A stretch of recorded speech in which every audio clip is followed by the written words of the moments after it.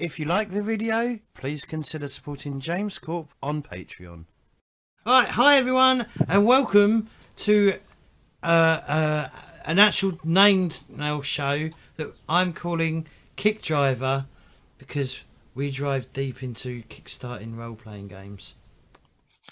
I think it was either Mitch or was it you who did that? I think that was Mitch's suggestion. Mitchell, sorry, not me, because he doesn't. Yeah, sorry. See, we're playing a game called Relics, where we play a bunch of. I assume we're playing a bunch of angels. That's yeah, I hope so. It's not the first game I've played as a angel. It's now the second. Will be the second game I've played as an angel. Well, third game because I played Demon the Fallen, which is the old White Wolf, like old World of Darkness. Angels. Well, no, you're playing demons. I think in Demon the Fallen. Yeah. But they're still angels, technically. Once. They were just cast out of heaven for having a minor disagreement. Yeah, that minor thing. But yeah, so what we're going to do, we'll go around the table, get people to introduce themselves. Obviously, I'm James Corp. I'm the hostess with the mostess. I'm the one that runs this channel. Hi, everyone in chat. And yes, we are currently. Yeah, I'm looking forward to this. I have no idea what this is going to be like or anything, but we'll figure that out as we go along. So yes, Nathan. Yes. I'm Godless Polecat. Anywhere online you care to find me. Good luck finding me online. It's a challenge. Yeah, he doesn't like using social media because he's a strange person. Because I'm a communist. That's right. I'm a filthy. That's fair. Yes, you socialist. No one likes a socialist. All right, I was fairly active on Google Plus, but that went away. So. Oh no. Yeah. Cut the foundation. J-Wall. Hi, I'm Jaywall, or if you prefer to call me Matthew or Matt or Matty or whatever hell you want, really, I don't mind. I'm a very, very occasional streamer, a very, very, very occasional writer, and a occasional GM for some non-stream stuff at the moment. You do have phases. You go through phases where you stream every day, and then you suddenly stop, and then we months. December was a very good month. Like, it was linear every day, and then January didn't touch streaming at all. Has it been that long? Then, I've streamed since then, but only like 10 times maybe. But yeah, I do a bunch of stuff. You can find me everywhere as Jaywall 7Z pretty much, because some guy always nicks Jaywall. And last but not least, a new face to the crowd, Mitchell. Hey, I am Mitchell. You can find me online via Penny for a Tale on Twitch, Twitter, and I believe I am on Facebook as well, if you want to get that close. And yeah, I am a GM by trade, part-time writer, as well as a Twitch streamer.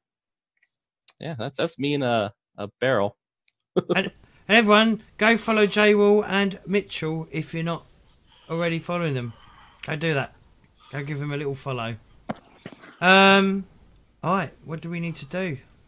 Alright, so today we are playing a lovely, awesome game called Relics, The Game of Angels. So it's right there in the title. You guys know what it's about. We'll be playing angels. There are a couple of things different than your typical angels that Relics does. First of all, in the beginning, God is a she. She created everything and angels and such like that. And angels kind of had domains and worked on different things. Some might have created the heart. Some might have worked on hope, happiness, or certain trees and leaves. Kind of different little domains. What about cues? Huh? Nothing. So yeah, it really could be anything. And they got the angels and the humans together, and instead of making something awesome, it was tragic. Angels and humanity don't really do well together. It's too explosive, too dangerous, and God thought that they should be separated. So angels returned back to heaven. But some of them decided that they should have more direct control over humanity. And those are the demons. So they stayed on Earth. So angels, being the protective angelic beings that they are, also decided to go to Earth to kind of counteract that Cold War that was occurring over the souls of mankind. So when you go to Earth, there's magic that God has put around Earth. When you come down as an angel or a demon, all your power is sucked up into a relic. We're going to learn more about relics later during character creation, but they could be anything from like a house to a necklace, a rosary, a hairband, but it contains all your power. So angels and demons have all their power stripped from them inside these little relics. They're mortals, but they're still connected to God. The war kind of went on for a while. It was a Cold War with people kind of trying to find loopholes and such concerning the relics. But eventually, God pulled out and shut the gates of heaven, leaving angels, demons, everything on Earth. Because she shut the gates of heaven, the relics are now usable by anyone, too. You could have your power taken by a demon, a human, or some other angel. So now it's an arms race as angels, demons, and humans do their best to grab as many relics as possible because God's gone. And, maybe some demons want to walk around just like in the olden times, striking and destroying cities as they desire. So this Cold War has kind of amped up to a degree that was never known. And angels are alone on Earth without any connection to God, with or without power, depending on where your relic is. And they are strangers in a foreign land. And that's where our angels are now. To kind of get a sense of how disconnected an angel is, they even have in the what angels cannot generally do. And one of the examples is tie your shoe properly, or use a phone to research information. So angels are very disconnected from what people are and how they are on a day-to-day basis. But today we are going through character creation, and we'll kind of explore different avenues of what it means to be an angel as we do so. And more of this will become known and make more sense when we do that. So yeah, let's begin the process of character creation. So one of the most important aspects of making an angel is your aspect, your herald, your descent, and your mission. And then, what you can do is roll on the tarot deck to kind of get a randomized result for any of these, or you can choose. So aspects are kind of like the very fabric of your being, how you move forward, what you're good at. There is the aspect of array, which is the aspect of striking. This is not just physical attacks, but all forms of urging, dominating, or destructive actions. Behema is the aspect of endurance and persistence. Outlasts, outfights, out corners, and can withstand the greatest blows. Then you have Nesher, which is the aspect of swiftness and stillness. It's pretty self-explanatory, but it also includes like moving silently and observed, as well as moving in and out. And then finally, there is Isha, the most human of the aspects, whose kind of focus is communication. They are generally diplomats, traders, teachers, sages, stuff like that. So first off, let's figure out what aspects you guys wanted to be, or we could draw a card to see what you get. What would you guys like to do? James. What? I have no idea. So I'll probably just draw a card. All right. How do I draw a card? I got you. So I have a tarot deck on my desk. So I'm just gonna draw a card for you. And you got the 5 of Swords.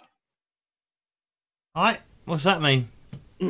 That means your aspect is Araya. So you have the aspect of striking. You are often the leader, seek out combat. You are the seraphim, the burning ones, as they are sometimes called. All right. How about Hang on. Where do we write this? Where do you want us to write this? And you can just get a piece of paper and just kind of write it on the top. Yeah, but that is called your aspect. Spelling from. Yeah, it's Aryeh. Yeah, I'm gonna butcher some of these names, so I'm sorry. I got the Chariot.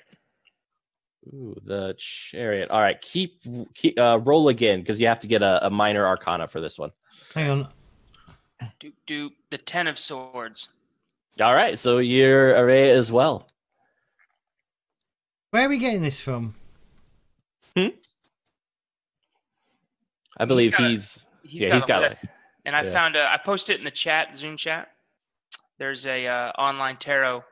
Yeah, that's what Mitch linked me to the exact same place. Yeah, so you can use that, or I can draw whichever you guys want. I'm gonna use Word. Yeah, I got the 9 of Wands. Ooh, 9 of Wands. Which minor arcana is that? 9 of Wands. Wands. Oh, Wands. Staves. Yeah, okay, yeah. It's his whatever place accent, if you can't understand him. Not Essex, right? How'd you like them fucking apples, Jay Will? How'd you like them apples? Yeah. All right, so you are Stave, so Bahema, your endurance. Let's I'm gonna change mine.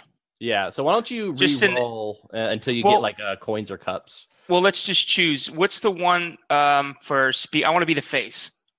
The face would be Isha, cups. Let's do that. Let's do Isha. Hang on, there's a running theme here that you like playing the face character. I'd rather, if you want to play the face, I'll play the combat monster. I'm all right. I'd rather play the flaming sword. Gabriel will herald you from the ass of a pagan type character, but I'll play the face. Yeah, so it's important to put down your aspect, as well as the minor arcana associated with it. So for Araya, it's swords. Bahema, it's staves, or in the case of your tarot deck, wands is what I believe it was. And for Isha, it's cups. Wongs. Yeah. Ones.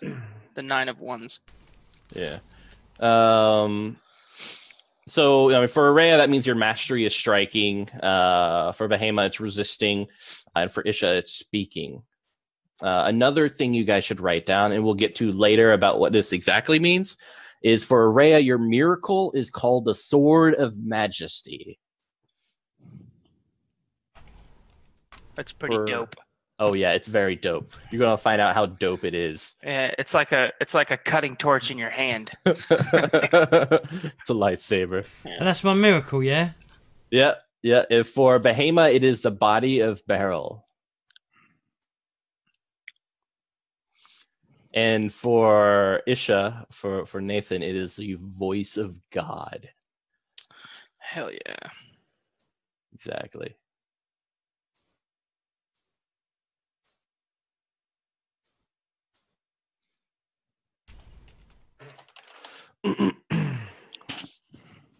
Right, sorted. So yeah, so those are the aspects. They're kind of how you approach things and generally what you're really good at. But it does not like encompass all that you are. So next we're going to Herald. So angels were once indivisible and unending, but creation was infinite in its variety and complexity. And the angels fragmented into individuals to deal with each aspect of the universe. So what we have here, this will be what the game calls a major draw. To kind of talk about that briefly, just for GMs watching and those doing character creation or wanting to do character creation later, there are two different draws in character creation, the minor draw and the major draw. Minor draw means that you keep drawing from your tarot deck until you get a minor arcana, and then there's a list that tells you what happens and what it means. Major draw is the opposite. You draw until you get a major arcana. You look at the list, and boom. Would it not be easy to split the deck? To what? Split the deck. Yeah, You so like can have for character creation, but at least for me, I just got my cards and I shuffled them all, and it'd be too hard to unshuffle. But in general play, the major arcana and the minor arcana are both together, shuffled up. And so there are different degrees of success based on what you get, and it encompasses the full aspect of the tarot deck. So having full access to the whole deck as well as shuffling them up is very important once gameplay starts. All right, so go ahead.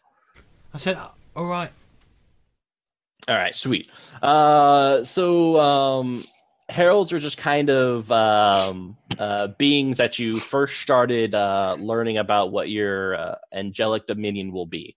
So why don't you guys give me a major draw if you want, or I can draw, up to you guys, and I'll tell you what your herald is and dominion. I'm going to draw because I've got it here. I can use it. Bam. All right, sweet. I can actually show everyone as I draw it. Bam. I got Page of Pentacles. All right. Keep drawing until you get a major arcana. Was the Page of Pentacles not Oh, page, yeah. Pentacles. Page of... Yeah, so you have your herald is Michael. And your dominion is protection. hang on. Mm-hmm. Yeah, so at one point in time, you were under the leadership of Michael, and you had dominion over protection. That makes sense. Yeah. Michael. All right, who else has theirs? And what was it? Sorry, and his Dominion. Yeah, so Herald is Michael, and Dominion is protection. I drew strength. Is that a major arcana? Strength.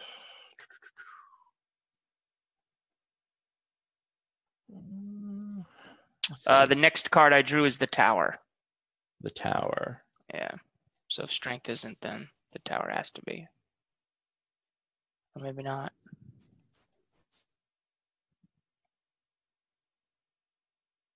Yeah, draw one more time.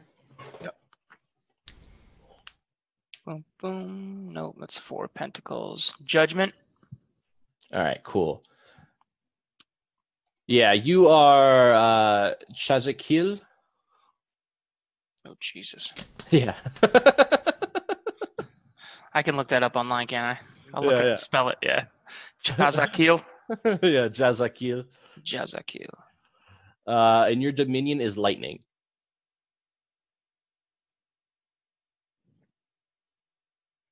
All right. How about you, Jay Wall? Yeah, I got the chariot. Chariot. All right.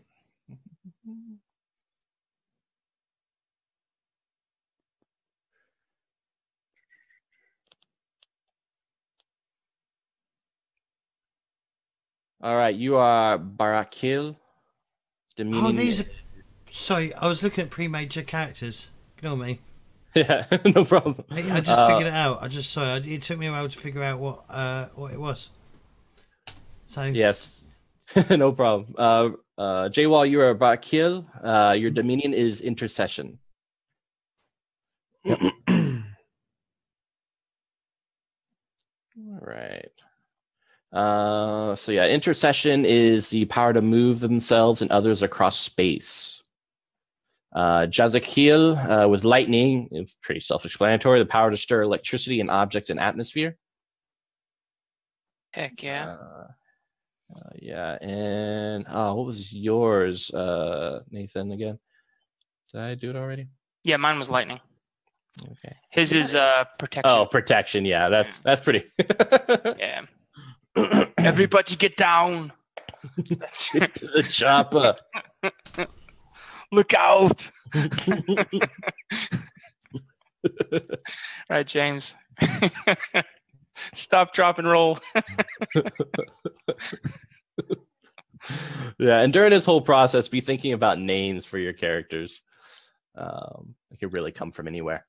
So step 3 is the descent.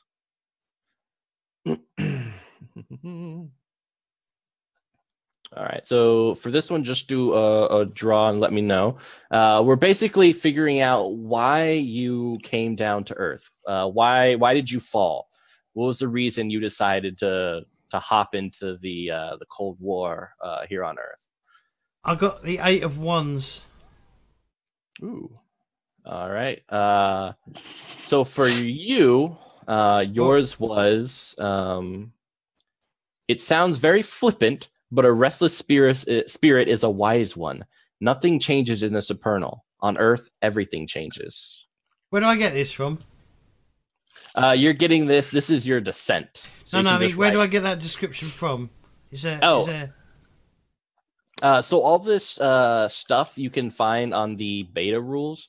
That's for you if you subscribed to if you pledge for their Kickstarter. All right.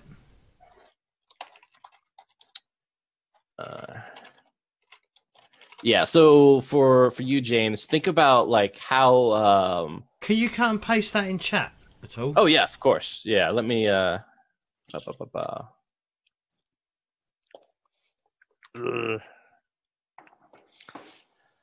right. On the Twitch chat. I'm in the Discord chat. Mm. Not either Discord or this thing, whatever it's called. Yeah. All right, it's popping into Discord. Yeah, so it looks like your character just, got bored. No one to fight. Yeah. I'm going to Earth. Yeah, you're looking around, there's no one, you got this sword, and you're like, what am I going to do now? There's no choppers here. No choppers. As you ride a chopper to Earth. All right, who's next? Did you draw J-Wall, or do you want me to go? I've got one, yeah. I've got the 8 of Swords. All right, draw one more time for me. Yeah. The Hanged Man. That's cool. You were murdered. Someone just kicked you out of heaven. You have rejection. Something in God's law, her creations or being, her servant that went against what you saw as right. Something your fellow angels did could not stand. You had to walk away or put things right. I'm gonna post that into Discord as well. Yeah, so you're just like, God, no God.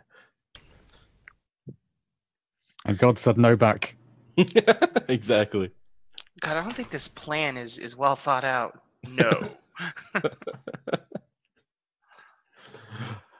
So I got the 10 of Swords. Do I need to draw again? Yeah. Okay. 5 of Swords. All right, power. To win the war, you have to think outside the box you were given. Fighting on the front lines, knowing the enemy, knowing the terrain, these things matter. The very next card I got was the Fool. You thought it was heaven. Yeah. Pity. Consequently, what is the fool for a? Let's Is see it right anything? here. Maybe you don't remember following. Maybe you have an idea why it happened, but don't want to admit it to yourself or think about that part of your past. Maybe someone did it to you. Maybe there was a mix-up. It was supposed to be someone else. It's mysterious how your descent occurred. Oh wow, You could choose. that's a total Clerks thing. I'm not even supposed to be here. Now I'll go with power. All right. I'll go with we'll ham it up.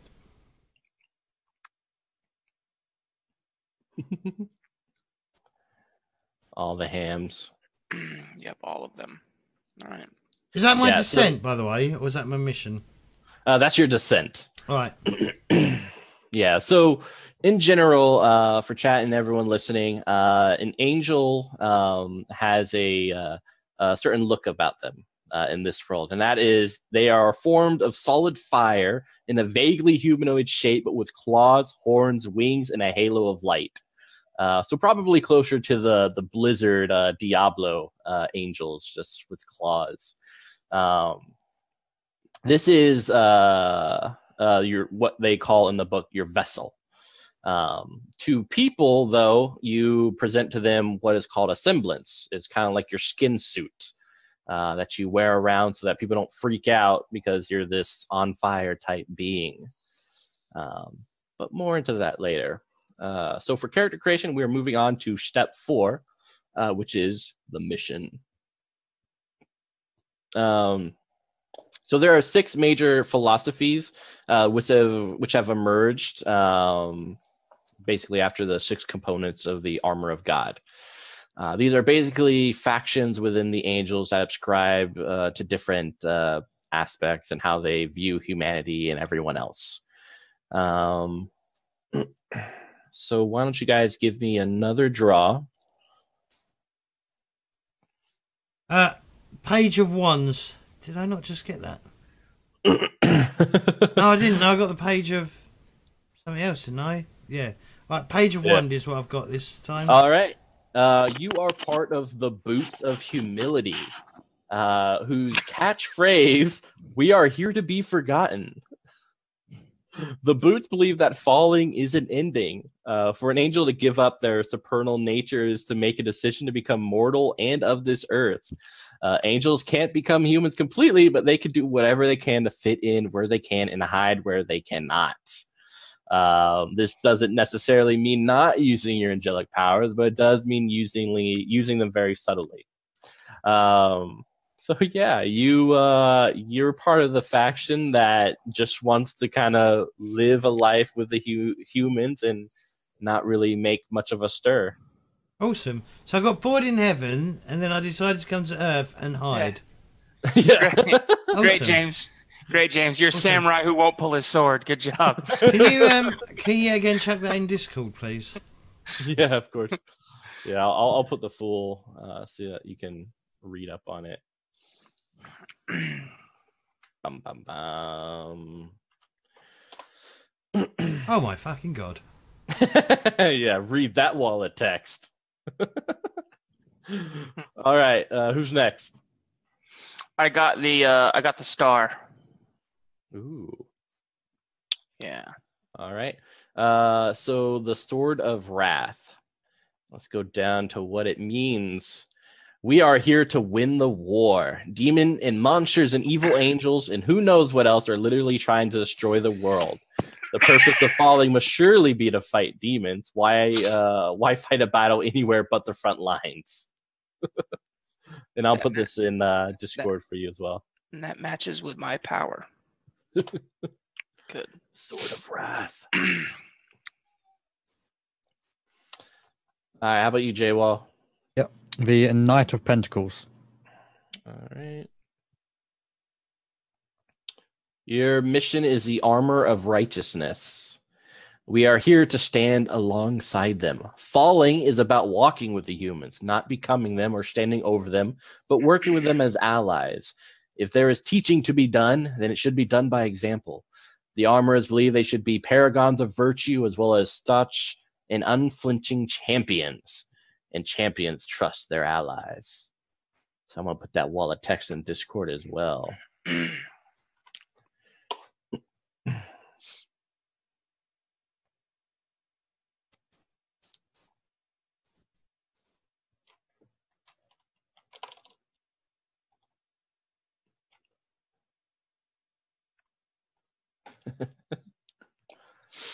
Getting a better idea about your characters? Yep. No. Oh, you're this weird, like, I have this sword and then I'm on Earth and I just want to blend in. That could be kind of like a real cool role-playing aspect, though. Yeah. Like, you can be that warrior that just is not going to pull a sword, and then when you do, Suffers from PTSD, yeah? yeah, and then when you do, it's like you unleash holy hell. Yes. Like when you finally pull the blade, like the Old Man Logan comic, not the movie, but the Old Man Logan. Like when he finally pops his claws at the end, he kills everything.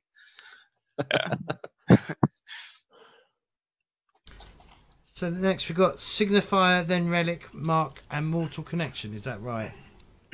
Correct. Let me scroll on down to the next part. Yeah, so for step 5, we were describing our relic, dominions, and first miracle. So angels have access to great power just by being angels. You guys can fly, but kind of like at a walking pace. You are also hard to damage. You have more health boxes than humans. And then you can also shoot forth sparks of flame. But miracles are kind of where your powers are kind of greater. Each angel, by virtue of their herald, is giving charge over dominion, an element of the creation that they command. In theory, an angel of a dominion can achieve anything that power would grant. In practice, though, only the highest of archangels are true masters of their power. It takes great time and effort to become so. So when you guys first fell, your dominions were taken from you. And then all your miraculous powers, apart from those linked to your vessel, such as just kind of hovering about, are poured into the relics and they were locked away. But now you have your powers back because God has closed the doors on heaven. And then everyone's trying to like make a beeline for all the relics that are spread throughout the world. And there are people who want to hunt you down for your relics. There are humans who want to hunt you down for your relics. Even the bag lady at the grocery store wants your relic. But yeah. She can't have it. She'll fight you for it. So you master miracles from the dominion indicated by your herald, as we talked about earlier. But you get one other dominion that you can note down if you so choose, which is generally encouraged. The dominions are communion, continence, excelsis, fire, healing, intercession, lightning, passings, protection, shaping, and witness. What's witness? The power to see all the things on earth as there is in man. Is that, would that, I'm trying to think of, originally I was going to try to play like a Lucifer type, not Lucifer the devil, but like from the comic where he just compels truth. Oh, I like that. And out of all the destruction and betrayal that he propagates through that whole comic series, he never lied to anybody. Yeah, that was the beautiful part about the writing of that whole comic. So, and actually, in this universe, there is no Lucifer. There was never a fallen angel named Lucifer that people know of. There's angels who claim to be Lucifer of the stories that humans tell, but there's no like grand tale that all the angels know of. There's no hell either. All there is heaven, angels, demons, and God, Earth, and Earth. That little thing. So you want to do witness as your other dominion? Yeah, why not? Let's do lightning and witness. All right. Did you say heal? Yeah, healing. The power to heal the minds and bodies of yourself and others. I'm gonna go for healing. All right. How about you, J Wall? I'll go for Excelsis. All right. The power to increase the strength and power of angels and mortals. All right, cool. So now we're going on to your relics. So relics are things that your power has been locked away in. Your power is still in the relic. You can't have it within you. In order to activate any of your miracles, you have to be touching the relic.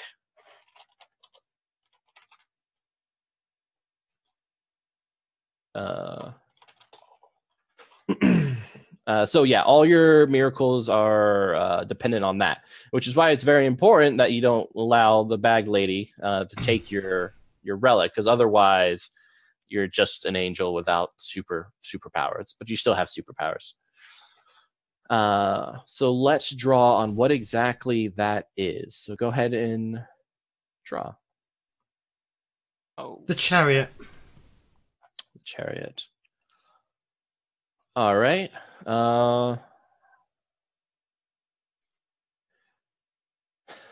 Okay, so you have a memento of a time, place, or experience. So your relic is something important to you from another time period. What would that be? Any idea? I'll have to think. Yeah.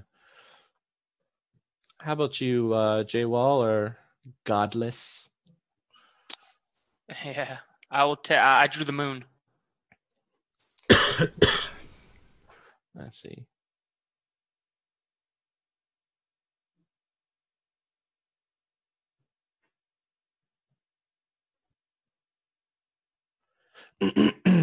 All right, an item of science or technology. Ooh, okay. What are you thinking? I was originally going to think smartphone, but I'm not going to go with that. I'm going to go with something else. Does it have to be like it can be any tech, like old tech? Can it be like a pocket watch? Yeah, definitely. Because you guys are like really, really old. So Yeah. any form of technology is kind of tech. I'll go with a pocket watch All that I right. have to wind. Nice. How about you, J Wall? The Empress. Ooh. So something that was once or that once was or was part of a living organism. That's a tough one. Oh no, it's not. That's a goddamn head. It's a head in a pillow. It's in a pillowcase. He just has a box with a head in it. Yeah, switch. I'll take the bowling bag with a head in it. You take the pocket watch.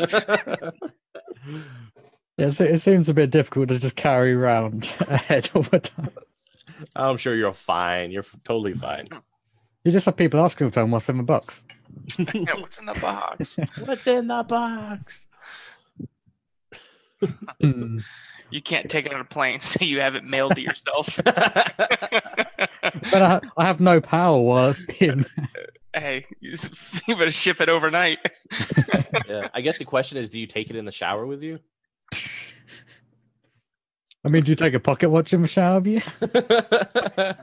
You could have. It could be a tooth from something.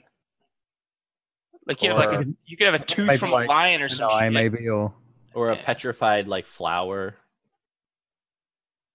a mushroom. It's not something that is necessarily like it's not still alive in some way. It is just straight up dead. Yeah, I mean, it could be alive. It's really up to you how you wanna play it. What about It an probably eye should that is be still like like active? a still active eye. Yeah, so just moves around all the time. So you probably have this like in terms of like keeping it moist and everything. You probably have the eye in like a glass like circular container with like the liquid in it. It's about like this big. Yep. All right. So you're that type of angel. James, you still need an item from memory Yeah. of a memorable time. I suggest a Polaroid picture or a used condom. I'm actually thinking of Herod the Great's crown. Oh, Ooh. that's cool. Yeah, that's pretty cool. Because so I was looking right for angel names because you want to try and make it like as realistic as possible, and I think I'm Leleia, an angel who oversees the protection of childbirth, and he's got that crown because, well, he failed at his job at one point when Herod decided to kill every newborn child when Jesus was born. Nice. I like the tie-in. What's the signifier then? Yeah, so we're gonna draw a. Oh, okay. Have I jumped ahead? Sorry. Okay, so all right. Yeah, you're cool. So draw until you get a major arcana, and that is your signifier. Basically, what a signifier does is when you draw it, not only do you succeed, but you also reveal a reclaimed miracle within your relic. You get another power. This can happen once during a session, and is usually having to do with what action you're trying to take. So not only are you fully successful, but you also gain the power. All right, I've just got the Page of Pentacles again. So that's a minor arcana. You want a major one. Oh, okay. Yeah, so just keep drawing until you get a major.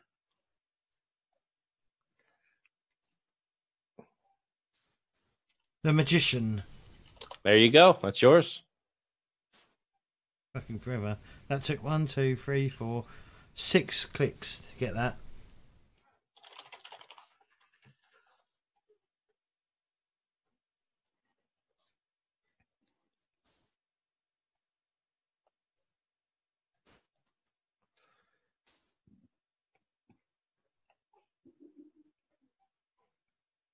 So I got the moon.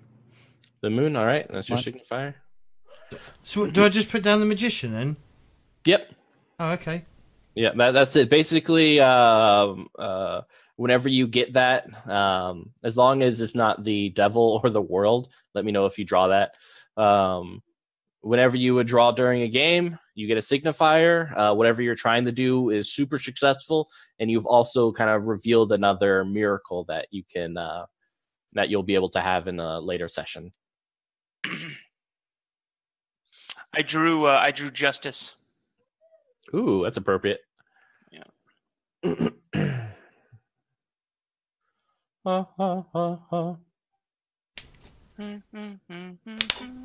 Yeah, that's like all I think of when I play this game. I think of when you were first looking at the Kickstarter and stuff for this. I was thinking of the Prophecy. Oh, oh man, what is that? I know I've heard of it. That's the Christopher Walken. Christopher Walken plays Gabriel, comes down to Earth. Eric Stoltz is the wounded angel that gives the soul the blackest guy on Earth, the blackest soul warrior general on Earth, and puts it in the little girl. Yeah, and Gabriel's trying to bring it to as like a weapon. And Viggo Mortensen plays the devil or Lucifer. Yeah, he steals the show. He's got the greatest lines in the whole movie when he shows up as the devil. Oh, what does he say? The chick, first of all, the chick goes, she sees him perched on a rock, and she's like, "Oh God!" And he's like, "God is light. God is love. I don't love you." She's like, I can't talk to you. And she starts to walk away, and he goes, "I can lay you out and fill your mouth with your mother's feces, or we can talk." And he's totally polite. He doesn't raise his voice. He's just like matter of fact, like, I'm the devil. I don't have to yell. It's just like, it's great. Yeah. So somehow, some way, you will have to, during our, like, when we go actually into playing, you have to use that line. All right. Yeah, I will. Somehow, some way.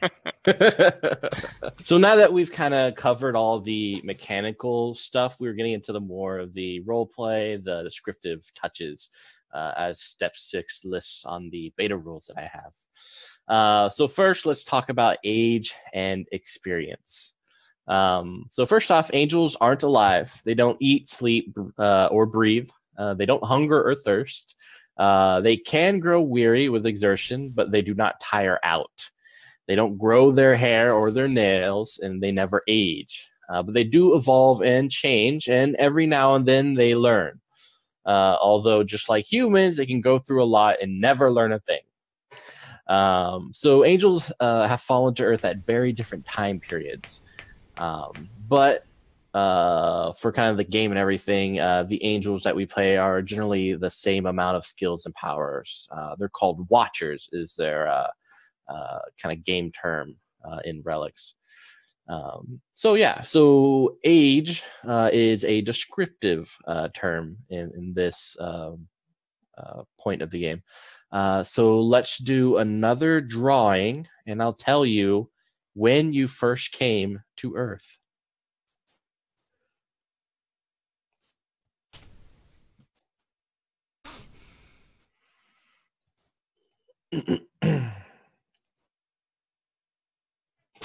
I got the tower. The tower, all right. So, 1500 to 1700 CE. Modern history begins. Exploration, world trade, and European expansion. The Spanish, the Portuguese, and Dutch established empires across the globe. The Renaissance and Reformation in Europe and the religious wars come to an end. The Turkish Empire morphs into the Ottoman Empire, while China is ruled by the Ming Dynasty. Mughals rule in India, and Congo and Ashanti empires rise in Africa. And I'll go ahead and put that in for the Discord for you, just so you can check it out. All right, who's next? Yep. I think Nathan's muted. Godless, why? Yeah, he's muted. You muted. Sorry, I sir. muted. Yeah, you go ahead, Jay Wall. Okay. I just drew the top card and it was death. So Got the Knight of Swords.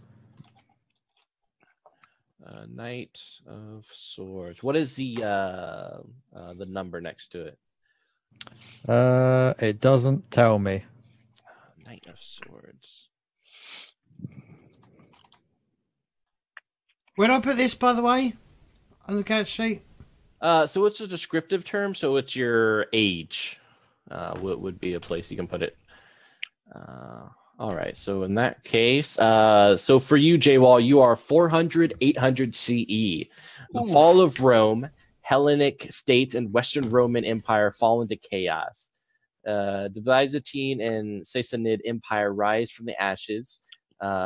There's a Heian dynasty in Japan, the Han dynasty in China, and the Guptas lead India into a golden age. And I'll put that in the Discord as well. Bam. you're OG Angel.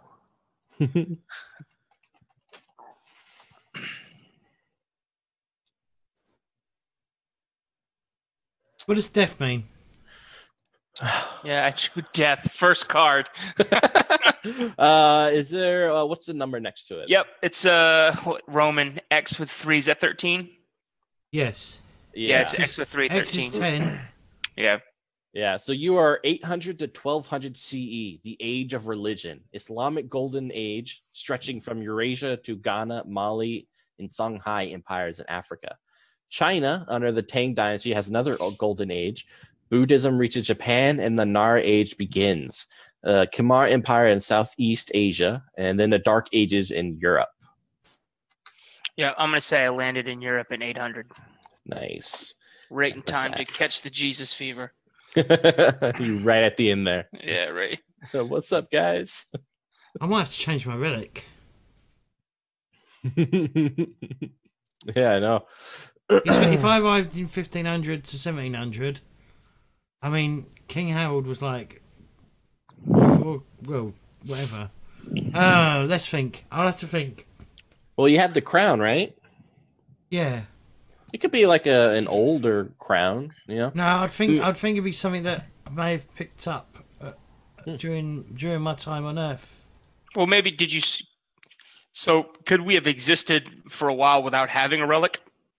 Or is that not how it works? No. So when you come down, your power is trapped in this relic. It's only till recently that you could tap back into your power via your relic. And your relic can also change over time, because it's really just kind of a physical manifestation of your power. Okay.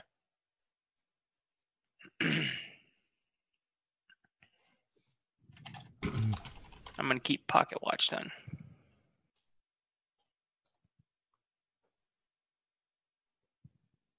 Yeah. Hang on. Did I come? Hang on. Does it say? Hang on. What? 15. Too early.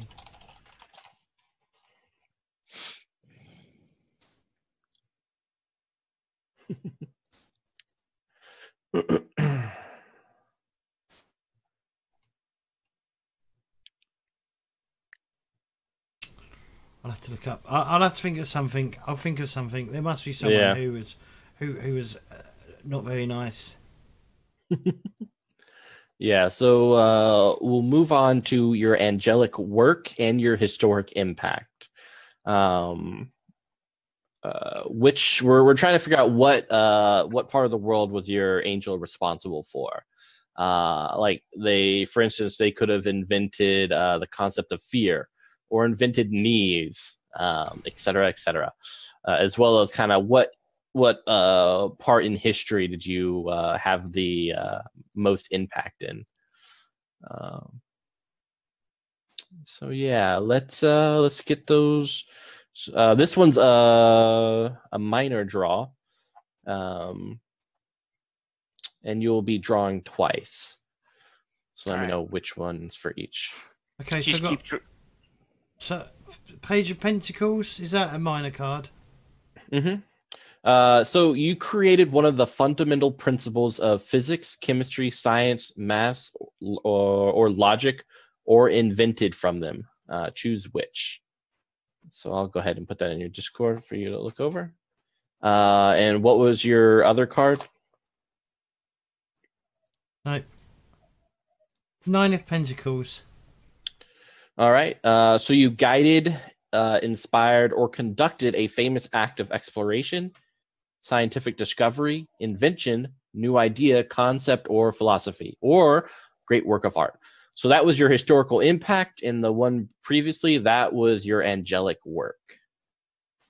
Did you get Galileo killed?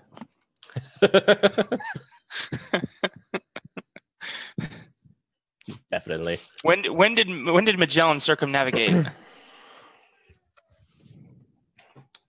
Because you could have done that. Yeah. Oh, let me look it up real quick. That'd be pretty dope, actually. I told him not to go to that island. I told you not to do it. Don't get off the boat.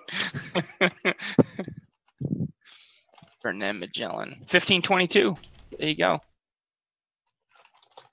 From 1519 to 1522. All right. Hells yeah.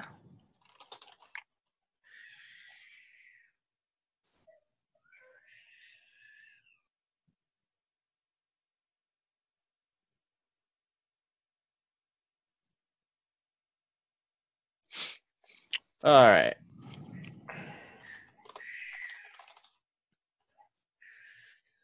All right. So, what was your minor draws again? Me? Mm-hmm. I got the Ace of Pentacles. All right. So that's your angelic work. So you created one of the fundamental principles of physics, just like I put in for James. Okay. And your second one? Let me now. Let's. Did you want to draw again? Yeah, draw again. Okay. 2 of Swords for my first one. All right. You created a specific plant or animal or biological concept. Choose which. I created evolution. No, hold on. Created a plant, animal, or concept. Yeah, or biological concept. Plant. That's deep.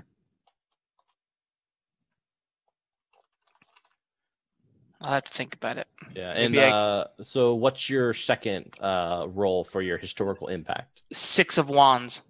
Staves. All right. 6 of staves. Yeah, so you were highly influential on, friendly with, or actually were a historical figure or celebrity.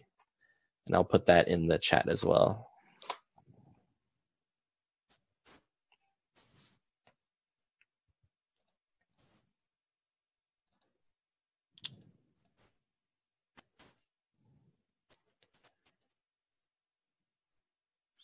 Highly influential figure in history. Yeah. All right. What about you, J-Wall? Yep. I got the Page of Wands. All right.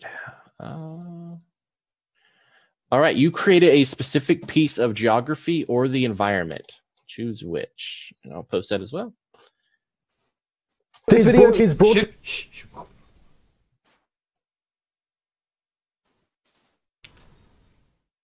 And what's your second draw? Yep. For the other one, I got the Queen of Swords. Ooh. All right. You were instrumental in preventing, inflaming, or causing a natural disaster, cataclysm, apocalypse, plague, war, uprising, or some other suffering. Dude, you destroyed Pompeii.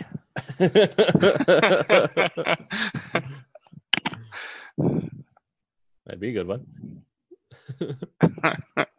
Fuck your city. You tried to get lunch there, and it was just like destroyed. Oh, we don't serve foreigners. Okay. Yeah. What do you mean you're out of ice cream? You see the machine right there. So, do you want us to define things? What do you mean? With this, you want us to actually say what we did? Oh yeah, definitely. Yeah, these are kind of like giving you constraints on what type of thing you were involved with or were prominent over. But yeah, it's your job to kind of zero in on what exactly it was for each parts. And this will be very important later on, because a big aspect of play is memories. Basically, whenever you want to do something and you want an advantage, want to be relevant in the skill, you say you need a memory. One of the other players will then describe a memory from their perspective regarding the character who asked for the memory. And then the player then says what skill was involved in that memory. So it can be a little confusing to think about conceptually, but we'll get into it later. So kind of knowing where you came from, what you were involved in, really helps every player kind of build more upon your character through play. All right. Oh, I know what I'm gonna do. And so my created one. So the first thing, which is my angelic thing, you said, is that right? Yeah. So yeah, could correct. that happen Your angelic before work. I arrived on Earth, or would it happen after I've arrived on Earth? When you arrived on Earth. Okay. Oh, actually, for this, because no, it could still be while you were working in heaven.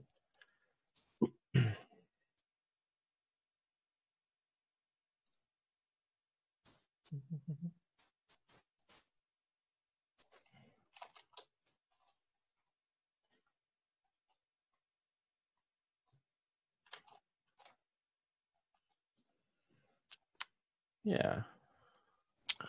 Damn. So what are you guys thinking? Create a plant, animal, or biological concept. So I think I think I inspired Ferdinand Magellan to go on his voyage to basically circumnavigate the planet, the Earth. Ooh, nice. You were the angel in his ear, so to speak. Obviously, it ended badly for him, but 18 people survived. Yeah. I told them not to go to the island. Yeah, they did go to the wrong. They did go to the islands. They're Yes. going to eat you. They didn't eat. They didn't eat him. They butchered him. Yeah. And the other bit, which was you create one of the fundamental principles of physics, chemistry, science, maths, or logic. Mention from them. So yeah, so that happened quite. So the first thing happened quite early, within the first 20 years from when I arrived in the 1500s. And if this can be, if the other thing can be anything different,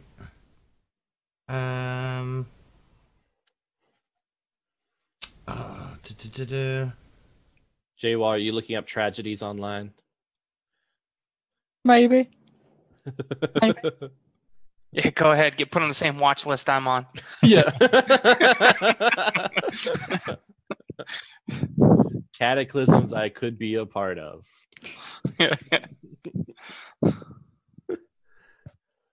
Henry V.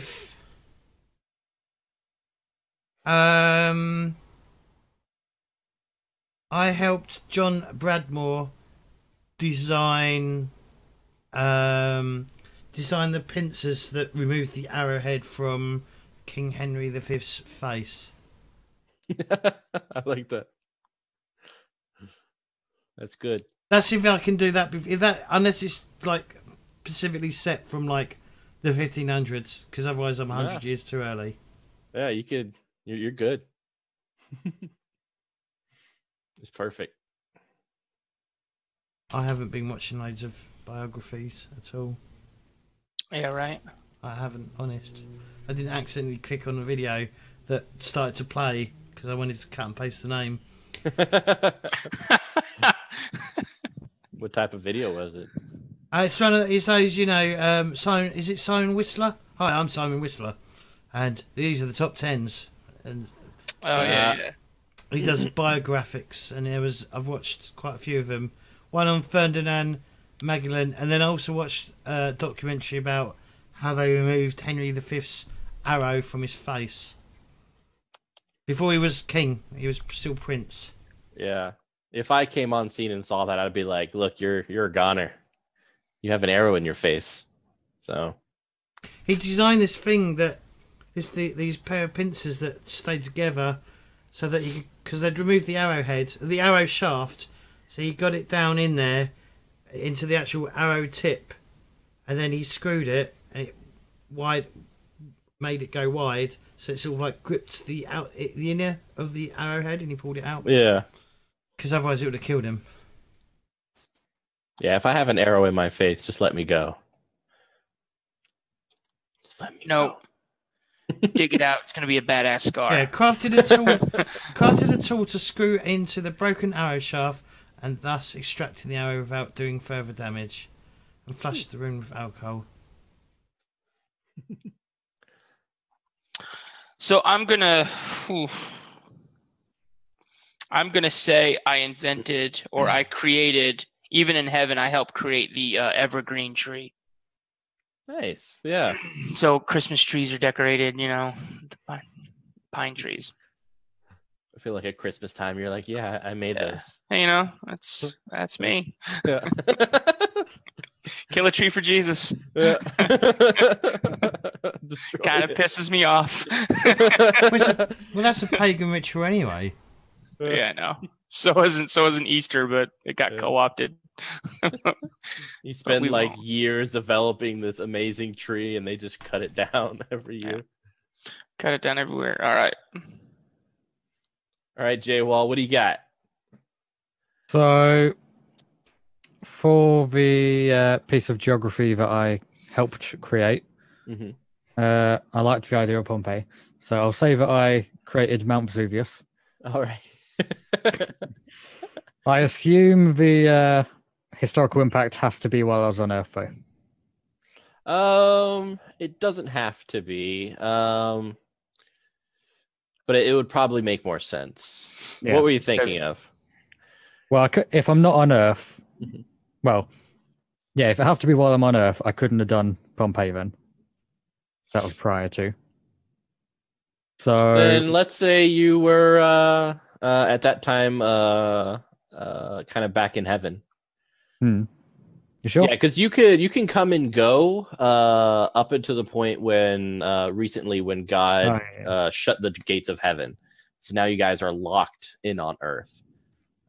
But before then, you could have died, been reborn in heaven, continued your work, and then gone back down. And Yeah, we'll say that. So I created Mount Vesuvius and then caused it to erupt. It was all demons down there. yeah, I just imagine you in the sandbox and creating this epic volcano, and then just like pouring water over it. Peace out.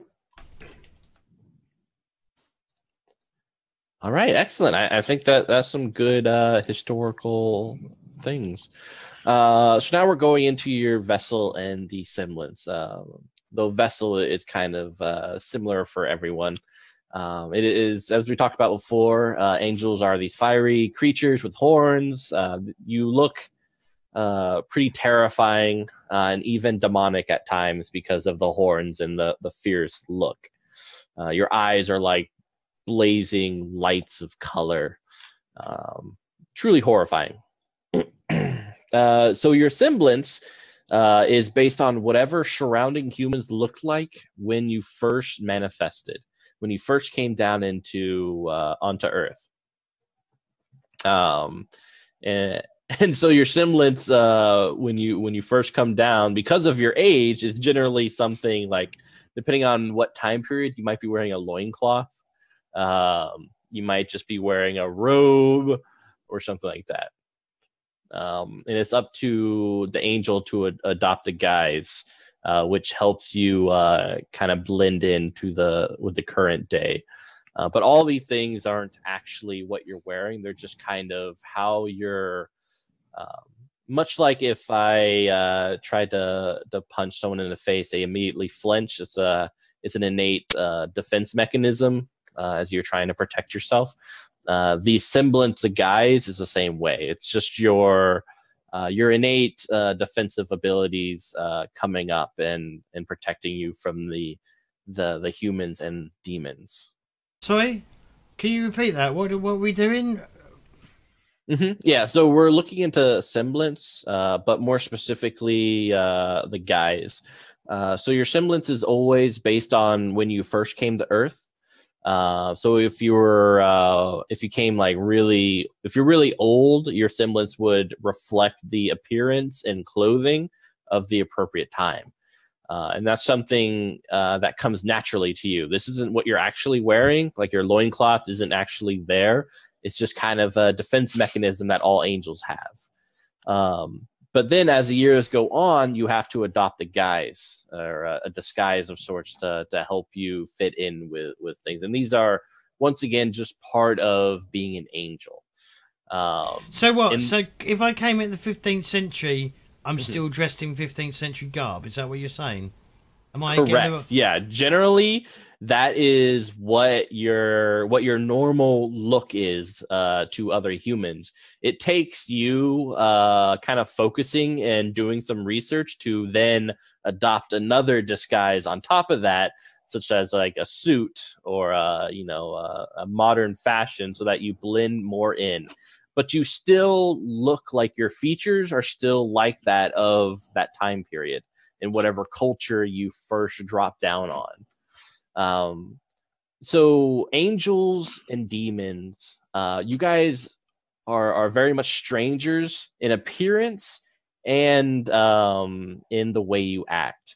So it's kind of easy for angels and demons to notice each other. There's telltale signs that are pretty obvious to you guys and to other of your kind. which is generally why angels don't like the spotlight. They don't do well with hiding. Their angels are weird in general, just with the way they interact and the way they move. They're weird. The person who probably has the best ability to kind of blend in would be the Isha, the communicators. But even then, it's still a difficult thing. And your semblance also protects you from like science microscopes and such like that. Because obviously, if someone cuts you, you're not bleeding because your body is made of fire. So when they look at your fire underneath the microscope, they're going to look at blood because your defense is still there. But in reality, it's fire. So like a human who knows about angels might be able to use or see the actual fire, and demons and other angels. So is this like a glamour then type thing? Yeah. It's definitely like a glamour that people like an illusion. Yeah, exactly. Like when you're in your semblance and you're running, or actually a better example, when you're in your semblance and you're flying, it looks more like free running or parkour, as you're kind of skipping around the different buildings and everything. Got it. Oh my god. So what do you want? So what you want to? So you want to? What, is this basically us describing how we look? Exactly. Yeah. Just give like a general appearance of what your character might look like. Oh my god. Okay, I'm gonna have to research what I'm wearing in the 15th fucking century. Good luck, Jay. Will. Look up 15th century pics. Yeah. So I was I was also an influential member of history. Mm-hmm. And I'm having like, I don't know. I'm having like a weird time trying to decide who I was in history. Can it be someone minor, or does it have to be? Oh, like you're in? No, you can think as grand as you want. All right. I was Alfred the Great of England. All right. Bum, bum, bum.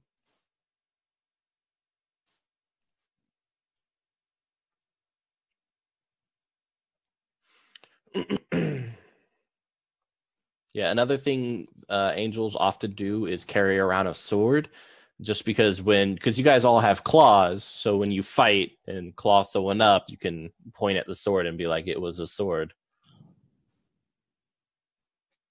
When did you come here? 800 to something. So Alfred the Great was what, late 800s, mid to late. Yeah. Can angels have babies? Angels cannot have babies. They're not. That's a biological function that is primarily for the creations of God. But that is not to say that there are weird and strange things on Earth that even angels don't know of. So you might encounter it. Who knows? I'm asking because how does Alfred the Great produce hairs? So I'll be Alfred's son, Edward. There we go. Who was a little bit more influential, but didn't earn the title great. Only Alfred the Great is the only king to fucking. I'll be his son, Edward, who was never married, never had kids, but he fostered like Louis IV. He fostered, I think, like 5 of like the greatest rulers in that time period. Nice. They grew up in his court, so. And like, history isn't written in stone. So yes, like, it is. No, it's not. Especially in the terms of angels. So I mean, you could be Alexander, but like maybe you kidnapped a baby. Lied about having a kid yourself. Yeah. There's so many things that you could mess around with in terms of being angelic beings. You do what you want. Jaywell was Genghis Khan. Here's a natural disaster for your ass. Just walked in. We're gonna conquer everything west. Then we're gonna conquer everything. No, he was east. Mars. After. J-Wall was Mars, you see. Yeah. J-Wall of Mars. So another thing to think about is we are moving on to gender. Angels don't have a gender because their humanity is really just a performance, a costume they put on. Hang on, before we do we need to write this description down, by the way? Do I need to get all the fucking terminology right? Is that what you want? No. So this is primarily for you and in some ways for me. Because really, as we go throughout play, you guys will be building off of each other in terms of memories and such like that. So it might help to be specific in some instances, but vague in others. So as long as you can communicate a somewhat good story, I think you're fine. You don't have to write it all down. You can do it short form and just do what you think will be important for yourself to remember or for other people to kind of get inspiration for. Oh God, I'm struggling with description. Okay. Can I look particularly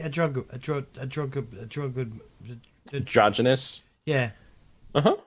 Yeah, your semblance can definitely look like that. I mean, in fact,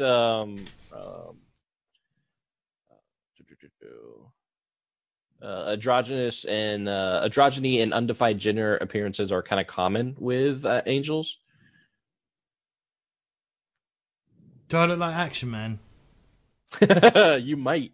So actually, if you guys want, you can draw to kind of figure out your apparent gender. Or you guys can just pick there's just 3 of them, which is you present as typically masculine for your culture. You could present as androgynous, undefined, or non-binary for your culture, or you present as typically feminine for your culture. Yeah, and this is kind of angels. Never quite got the concept of gender. Yeah, in gender language in a culture, and so it's just their semblance doesn't always reflect it all the way, or it just kind of reflects different parts of the culture and not what your angel is actually. Yeah, I'm gonna go androgynous. All right. Copycat. Okay. There can only be one. All right, I'm masculine. How about that? All right. I'm gonna go for feminine because why not? All right. Because why not?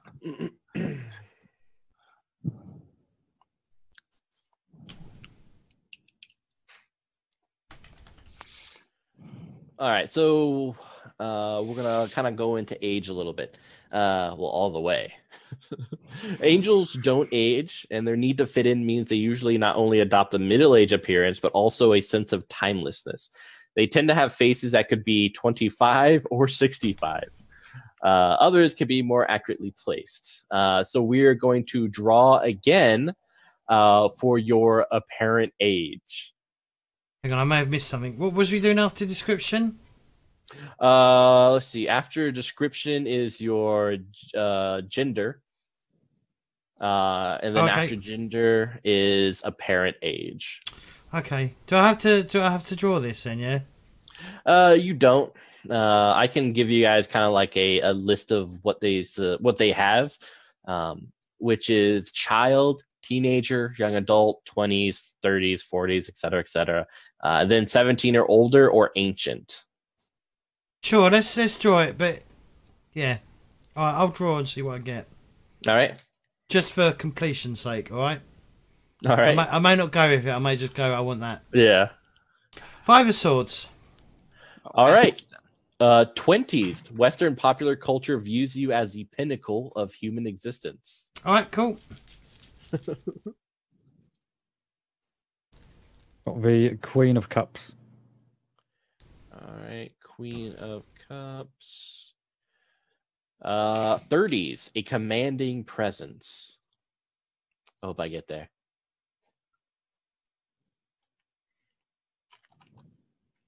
The Emperor. Ooh, the Emperor. What is the number next to it? 4. Young adult. You will still be seen as inexperienced, but you can drink and vote. How do I spell Androgynous? All right, that's Ethelstan of England. All right.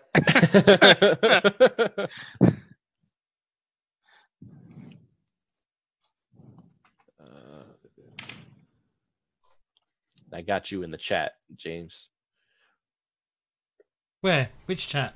Oh, Discord. Young adult. Sorry. I was hoping for super old. Ancient. Well, not exactly ancient, but like 60s. Can I say he's in like a young-looking androgynous man in his late teens, early 20s, Yeah, definitely. wearing beautiful silk clothes in bright and vibrant colours. Ooh, I like it. Yeah. Awesome. Probably wears one. Probably wears one of them floppy hats as well. I feel like you're gonna need to get a hat before next game. I'm poor, man. I can't get much. Someone get this man a hat. I could wear a baseball cap, but that won't work, will it? No. You can wear it to the side. No. Yeah. We all like gangster. All right, so we're now going into Mark. So Angel's creating a semblance, our artist painting a picture of humanity without ever seeing it. As such, every angel has a quirk which suggests no necessarily of their true nature, but simply that they are not truly human. This is known as their mark. So I have a bunch of randomly generated marks. So why don't you guys roll, and I'll let you know, and feel free to re-roll. Or draw a card. Just a major draw. Yeah. 5 of wands.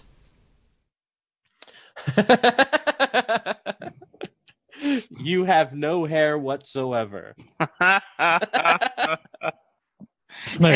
Hence the floppy hat.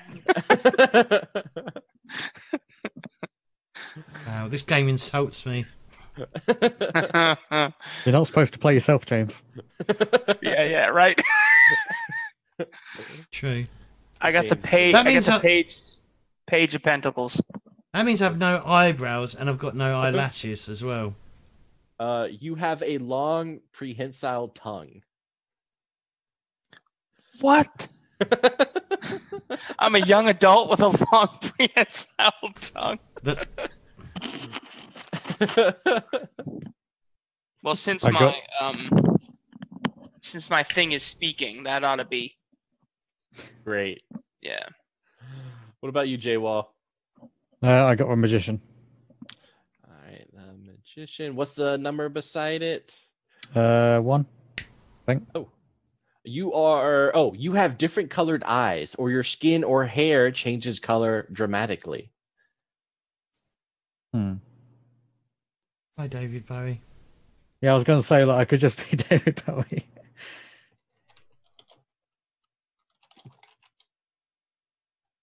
That's a callback to Lucifer, the comic, because they drew him like David Bowie.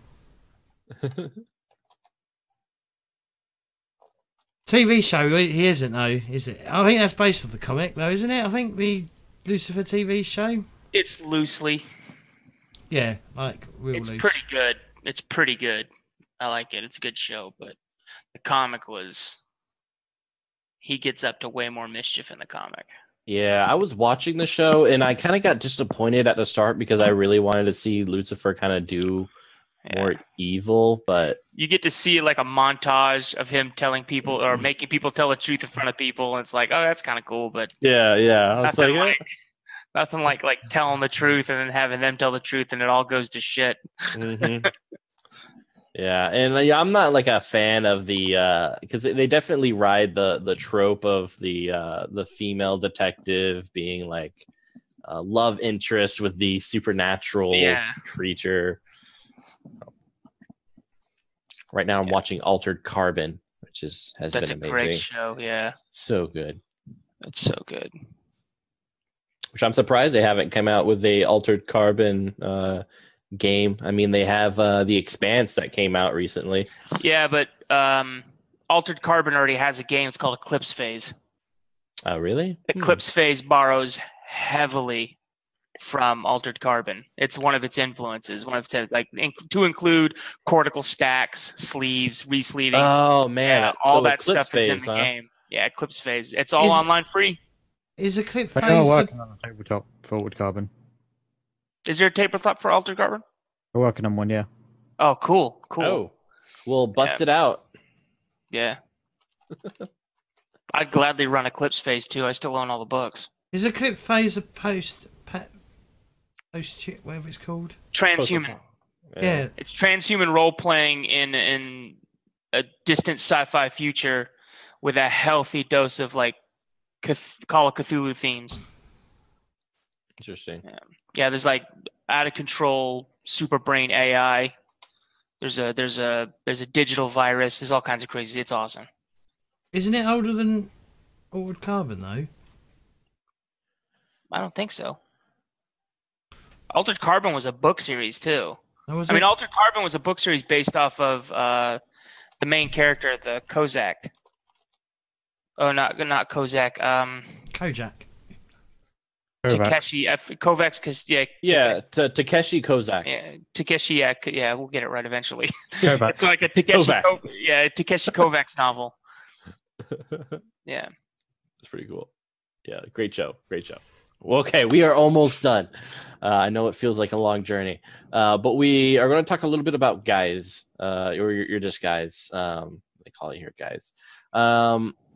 So your guys is not only just what you wear, but it's also kind of how the universe reacts to you. So in the modern day, if your guys is that of a businessman, you're going to have a checking account, you're going to have a house, you're going to have all these things.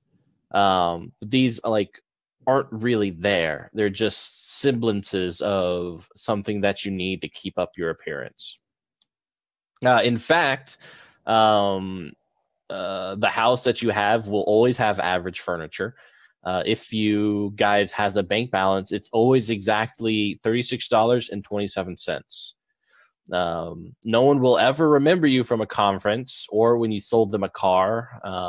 So if you're a car salesman, no one will remember that, even though you can say I work at this place and you in fact by all paper trail appearances work at that place. How do you get a reference then? How do you get a reference? Reference? Is that a UK thing, Jay Wall? No. It's Get a reference. Oh, It's sort of like a job for, reference. a job? Yeah. If no one ever remembers you, how do you get a job reference? Yeah. You just have to work on another guys to the job that you want, and then boom, you pretty much have it. So you can be you know what? She could rob a bank and get away with it. So you can't. I mean, robbing a bank is difficult. First off, cameras are bad for angels in general. The virtual world and the actual world, there's a huge disconnect. So while your semblance will still kind of give that look, anyone who is suspicious of angels will be able to kind of find you out. And the thing about angels in this system is that you guys might be powerful, but you're also these walking targets. Because you have these relics and everyone wants more relics. It's more power. So if they see you on the screen, if there's any news about you, any little things, you're going to have people hunt you down, kill you, and take your relic. So it's very important for angels to kind of have this bland, ordinary lifestyle or at least give that appearance to everyone so that no one looks into their stuff. Because angels aren't really great at hiding. Any like scrutiny generally kind of tears their visage away because they're really bad at blending in. Not so good. Oh yeah. I mean, like for our young person, you probably have a Facebook account that you never ever log into, but it's still updated with like the most bland of things just to keep up appearances. Yeah, I'm gonna. So, do I any disguise that I pick, or any guys that I pick? Mhm. I'm always gonna appear to be young, correct? Yes. Shit. All right.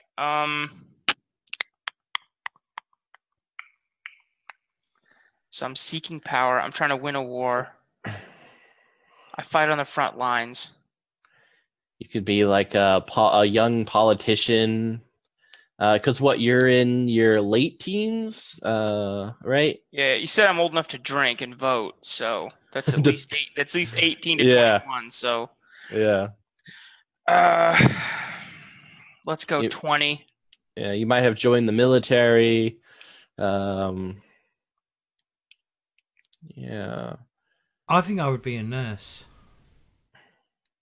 Probably. Because I'm trying to hide, so I don't want to be a doctor because they can sometimes be the centre of attention. Yeah, But if I'm just nurses. a nurse, Yeah, nurse is perfect. Good thinking. what's this called? Your guys.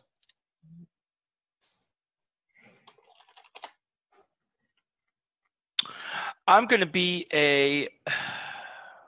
what about a police officer? That's a good one. Yeah, I'll be a police officer. What are you thinking, Jay Wall? I was thinking It was hurting. it's a maybe, like an entertainer at a Ren fair. Ooh. I What's like a that. Ren fair? Like a Renaissance fair, it's like Yeah, Renaissance they Festival. reenact things. That's cool. It's like my semblance I didn't say earlier is as a like Anglo-Saxon general. Nice. So Yeah, that's perfect. You get to be a nerd out there dressing up. yep, I'm just in cosplay at all times. Do we have wings? Do we have proper like angelic wings? You do. They're kind of hidden underneath your semblance, and you can fly. But your fly is more kind of like a walk. It's cumbersome. Yeah. There are the Nisha, the ones who can move very well, they're really good at flying. They can actually like soar in the air and take off and stuff like that. So they're really good at that. But yeah, you guys all have wings, horns, claws, and you're made of fire. Everyone's dream.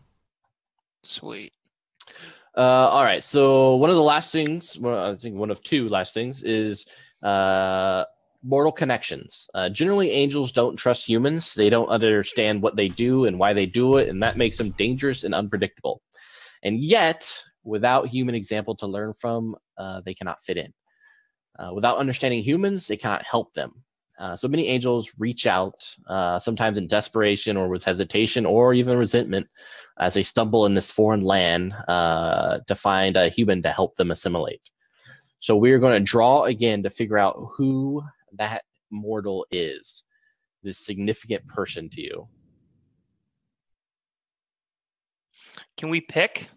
Yeah, there's a lot. Knight of Cups. 9 of Cups. No, all right. knight. So for you, Knight. oh, Knight. All right. So your moral connection is someone who suspects or believes you are a supernatural being. So this person might know. You're like, you got a crazy lady living in your apartment that's in love with you. He's an angel. she reads like the Twilight books.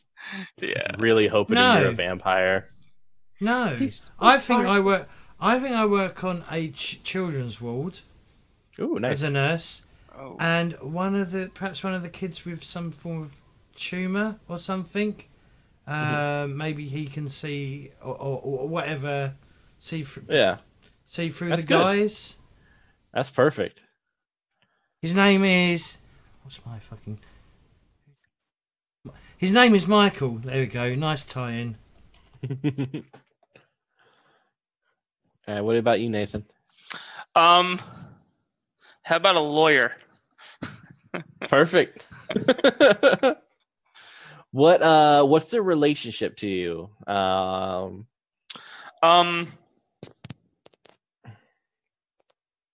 I don't know.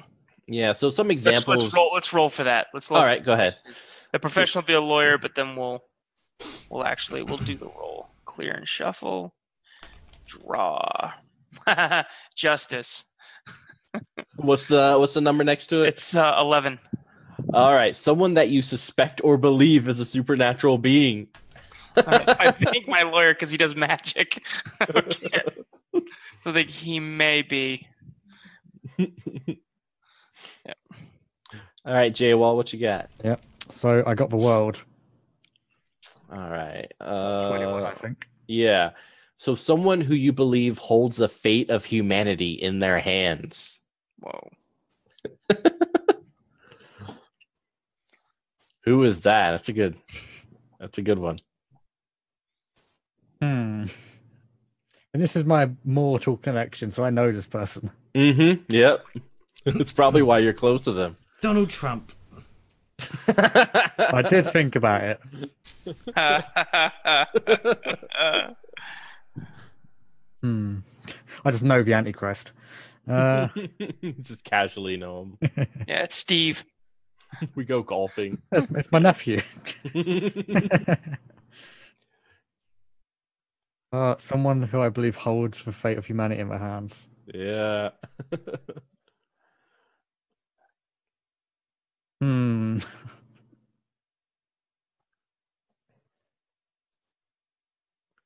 a tough one. It is. I'm just writing down my lawyer, who I suspect is a supernatural being. I'm looking at this list, like, they could be your lover, they could be like a waiter or a bartender, and then like someone who holds the fate of humanity in their hands. There's a big. Have it be? How about it's some like a famous chef at a restaurant? It's Gordon Ramsay. It's Gordon Ramsay, who you think like you don't know it yet, but this guy's pie is the best. If this guy starts mass selling these cookies, he's going to take over the planet. Yeah, it's like save the cheerleader, save the world. Yeah. Save the guy who makes the good pies. That's one of my favorite references. There's this kid that just always visits the Ren Fair, and they make the best lemonade. Yes. And you know it in your hearts of hearts, this person. Sweet lemonade. When this kid gets older, he's gonna be an economic powerhouse. He has a horse as well.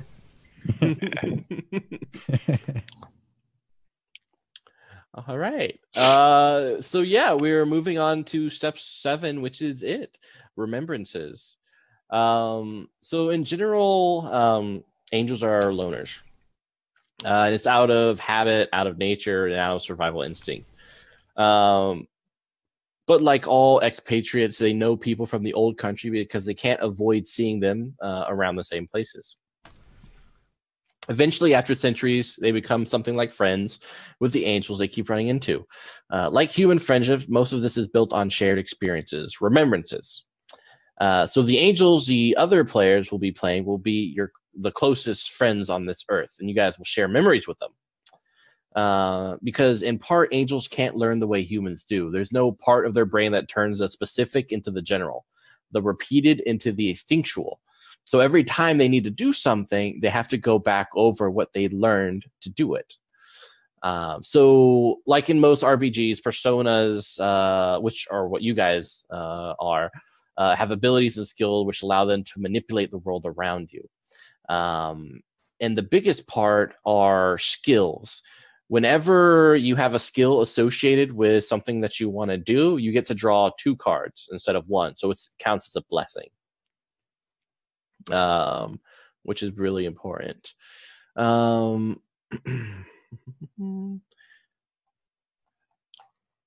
So building memories relies on each other.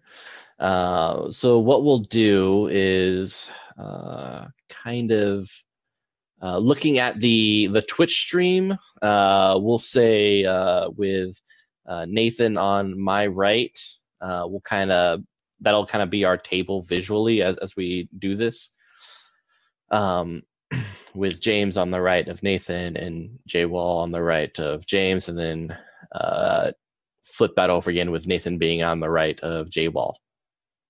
So how this works is first you're going to develop your own memory, something that occurred that will give you a skill. And then after that is done, you are going to ask for a memory from someone else. So if Nathan's character wants a memory, he can, in this exercise, he will ask James to make him a memory. And so James will tell a story from his character's perspective of a time that he was either with Nathan's character or watched Nathan's character. It's some memory that involves Nathan's character. Nathan is the main protagonist in that memory, or main central character in that memory. And then Nathan, based on that memory, will give himself a skill. And basically how it's written down on the sheet is you say like, saw such and such at the gala. And then you put the name of the angel who is telling the memory. So in this case, it would be James's angel. And then you put the skill that you acquired, which could have been dancing, sophisticated talk, etc. But first, we'll go into our own memories. Just something that your character did or was a part of that gave you a skill. And to kind of keep in mind, skills fall into 5 masteries. Just to keep it from being too general, too vague, which involves striking, enduring, moving, speaking, and knowing. So whenever you have a skill based on these memories, they'll fall under one of those, and that will kind of help contain it into a particular instance. So who wants to do their own memory first? Or had something in mind? Does everyone have a name for their character, by the way? Yeah, because we still have character name for the for the titles. Here, I'll type my name. I'm my character's gonna be called Abdiel, and I will type that in chat in Discord. All right, Abdiel. All right, just give me a moment then. I rolled Galagliel, but I forget that's way too. I was like, that's bitchin'. That's way too much to pronounce. Yeah, in a 5e game, I once wanted to be called like Diermood, and then every time I came, it was something different as I struggled to pronounce it out. Diermon, Diermood, Dierbad. Darmood, Darmod, Yeah. Darmood. I'm like, you know what? I'm making another character. Just call him D. Yeah. The big D's coming up. I'm going to smack you. What'd you pick for your name, J-Wall? My name will be Ramiel. Nice. Oh, that's cool. That's You gotta put a IEL at the end of your name, James. What? You gotta put a IEL at the end of your name. Why? Because I'm Abdiel, he's Ramiel. It can be gotta be- Michelangelo. I think gotta I'm be late. I think mine's pronounced Layla. Layla. I Layla? think so. I'm gonna chuck it in chat. Hang on. Not Layliel? The angel who oversees and protects childbirth. Yes. Yeah, Layla. Layla? Yeah. Layla. Yeah, I'm the angel of mercy and love. What is Abdiel? I don't know. I don't even know if that's an actual name. Not on the list. Yeah. Servant of God. It's a biblical name which has been used for a number. My miracle is the voice of God, so that works. Yeah. I'm just a bad motherfucking servant of God. Smiting. Who's no longer taking my calls. It's not just you though. What's up? I said she's not taking. She's not just you though. She's not taking calls from. Yeah. Nobody. All right. So Abdiel is going to remember back when he was leading England to expel Danish and Norse invaders, and his skill is going to be striking. It's going to be fighting. All right. I guess for that point, to kind of make it more specific, fighting with a sword, or what weapon we're using? Yeah, fighting with sword and it's sword and shield. Yeah. Jay, well, can you type where have you put your character name? I put it in Twitch. All right. Well, would it be? I don't think I could rend with my claws. That's a given skill anyway, right? So all angels generally use their claws to Actually, swipe and kill. Let's do this better. Let's do. I'll remember the time that I roused the. I gave a speech to the army right before battle, and roused them to fight harder. Nice. Yeah, inspired them to fight. So that would be speaking. Speech. Yeah, I'm speaking. All right. How about you, J-Wall? Yeah, so one memory could be early on when I first dropped down. Ties into me, like the way I dress as an Anglo-Saxon general was a conflict that I took part in.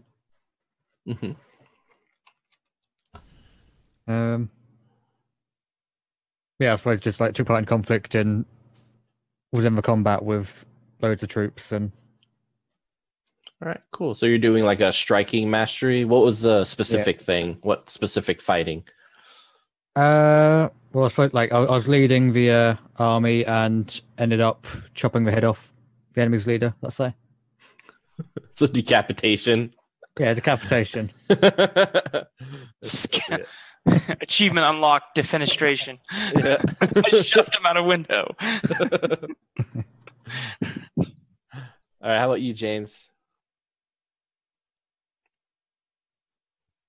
Ooh, I see the updated names in chat. Nice. I think I reckon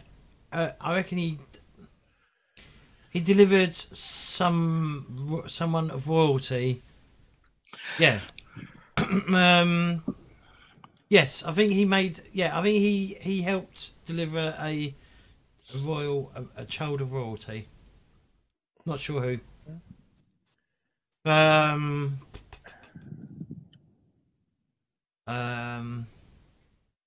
Let's go with Charles II.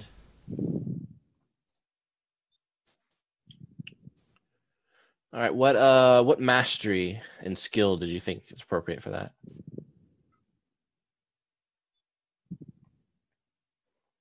Can you tell me again? Yeah. So the masteries are striking, enduring, moving, speaking, and knowing. And then you kind of knowing. Maybe. What would be the specific skill within that kind of Healing paradigm? Healing. Yeah, that's good. The decapitation, the opposite. Well, I mean that's who I was. I mean the whole point, like yeah, because I was going for because I've got protection and healing, so I thought I'd be more of a healer rather than someone that tries to kill everything. Nice. All right. Is this remembrance? Yeah. Mm-hmm.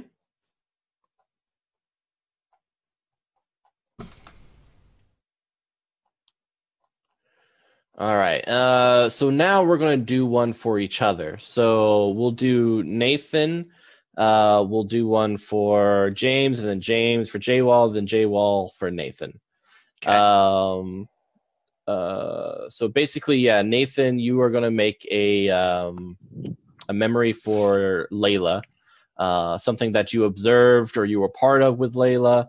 And then James, you being Layla, get to say what skill was a part of that. What did you learn in that instance? Okay.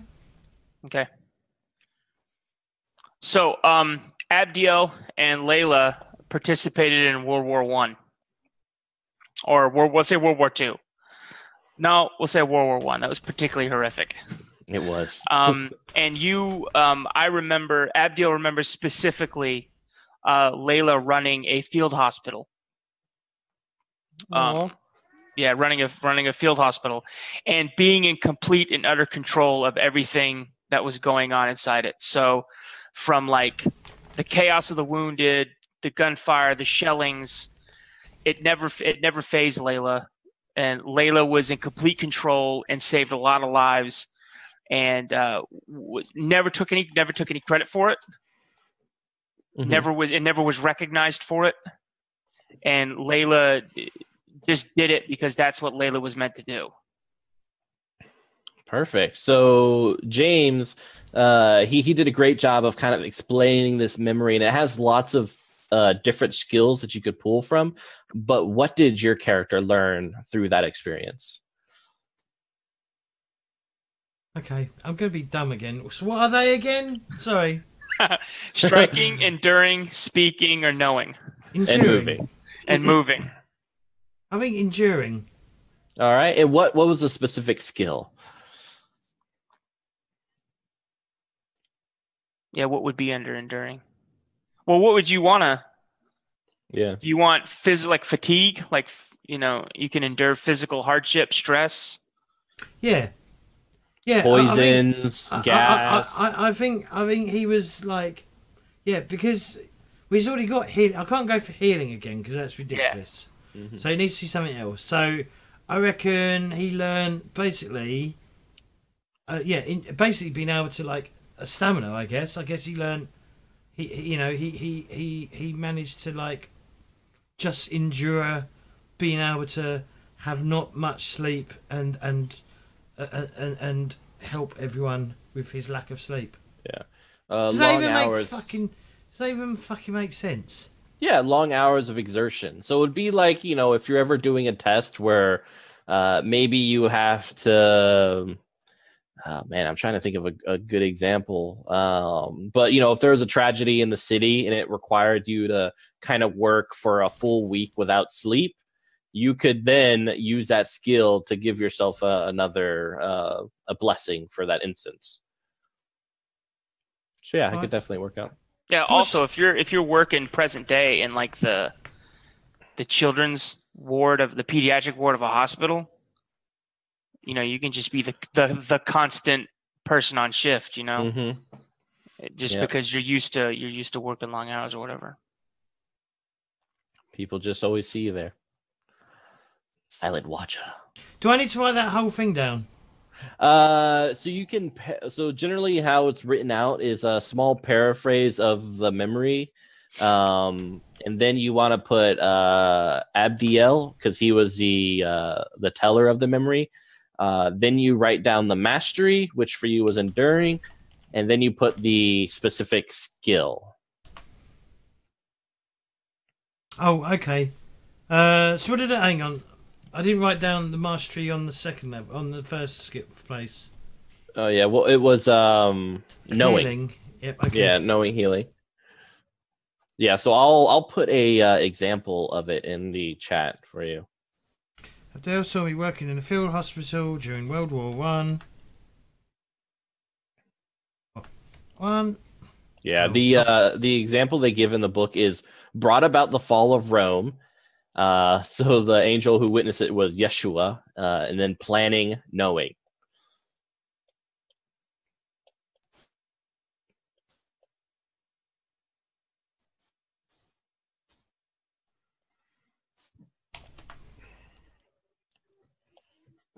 All right, and when you are done, James, you can tell a memory you Layla has of Ramiel. Can you tell me what you do again, J-Roll, Ramiel? Yeah, so I have the power to move myself and others across space. I can increase the strength and power of angels and mortals. I came to Earth because I had to walk away from heaven, didn't agree with things, and I believe in working with humans.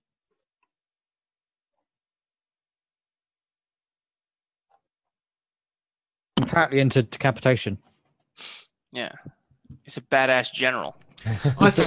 Okay, so during the French Revolution, during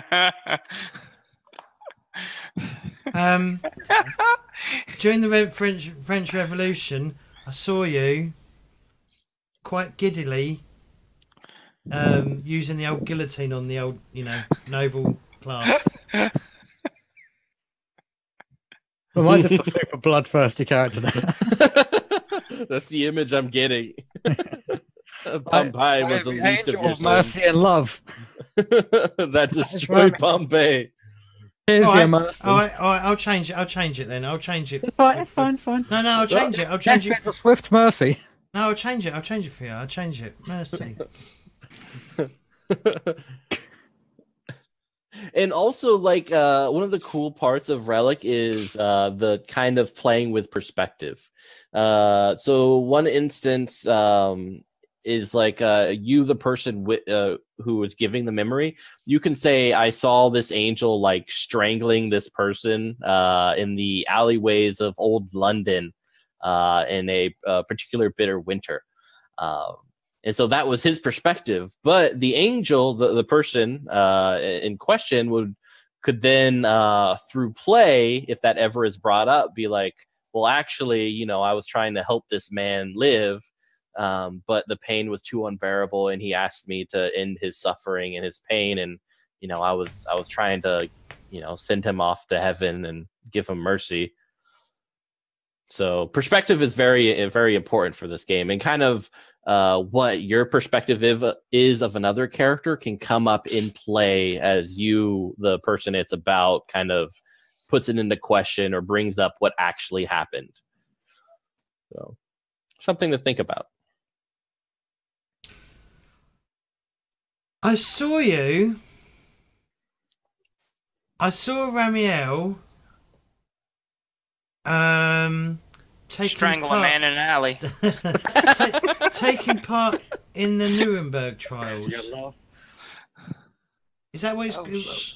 Is that the trials that happened after World War II? Yep, Nuremberg trials. Yep. Yep, that's what I saw. He was that's what I saw. He was taking part. He was the. Was there a? I can't remember. I don't know if there was to be a jury or what. Oh, no. I forget. He sat on the. You could say he sat on the panel. Yeah, I saw Ramiel on the panel, dealing with the Nuremberg trials. Nice. All right. So Jay Wall, what skill did you learn during that time? I suppose speaking. All right. Would be things. So skill would be political debates, persuasion. I guess, prosecutor's speech, litigation. Yeah. Ooh, litigation.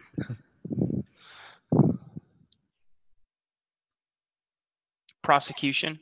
Yeah. Litigation works. Defense. If you want to be Speaking litigation. Yeah. That's kind of cool.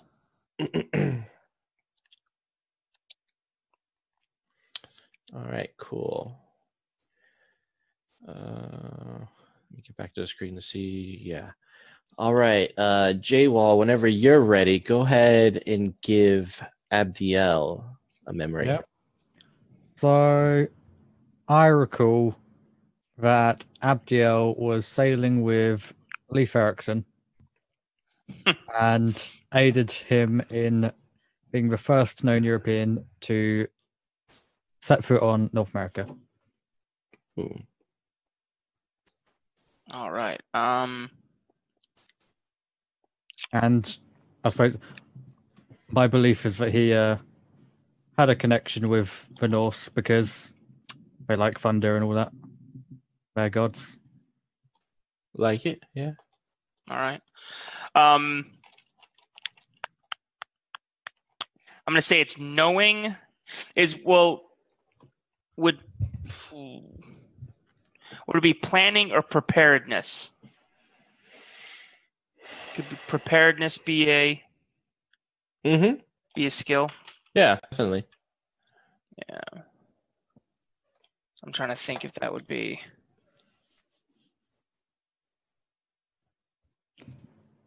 No, let's go with knowing planning. Knowing planning? Yeah, All right, perfect. we hatched a plan to sail to the new world. Yeah. Nice. All right. So that covers that round. We're gonna do the same thing, but the opposite. So what did I pick again? Sorry. What do you mean? Oh, what skill did you pick? Yeah, for the second one. Oh man, it was enduring. Yeah, like long work hours or physical hardship. Yeah.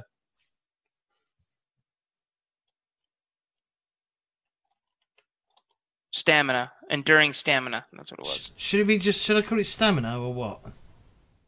Yeah, that'll work. Yeah, it's just you write the skill and then you put in parentheses Mm-hmm. what it falls under. It falls under enduring. Oh, okay. I just put enduring brackets. Well, not brackets, but semicolon stamina. Yeah, I'll post in chat so the people watching can see that this is kind of the how it looks like. All right, I got that completely wrong. Awesome. Did you do the opposite? Yep. It happens.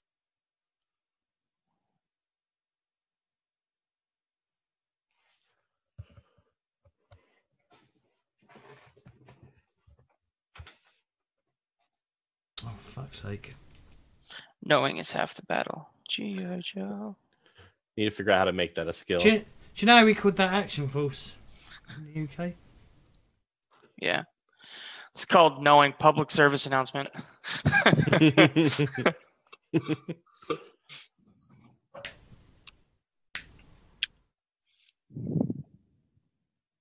Right, so now we've got to go backwards, yeah?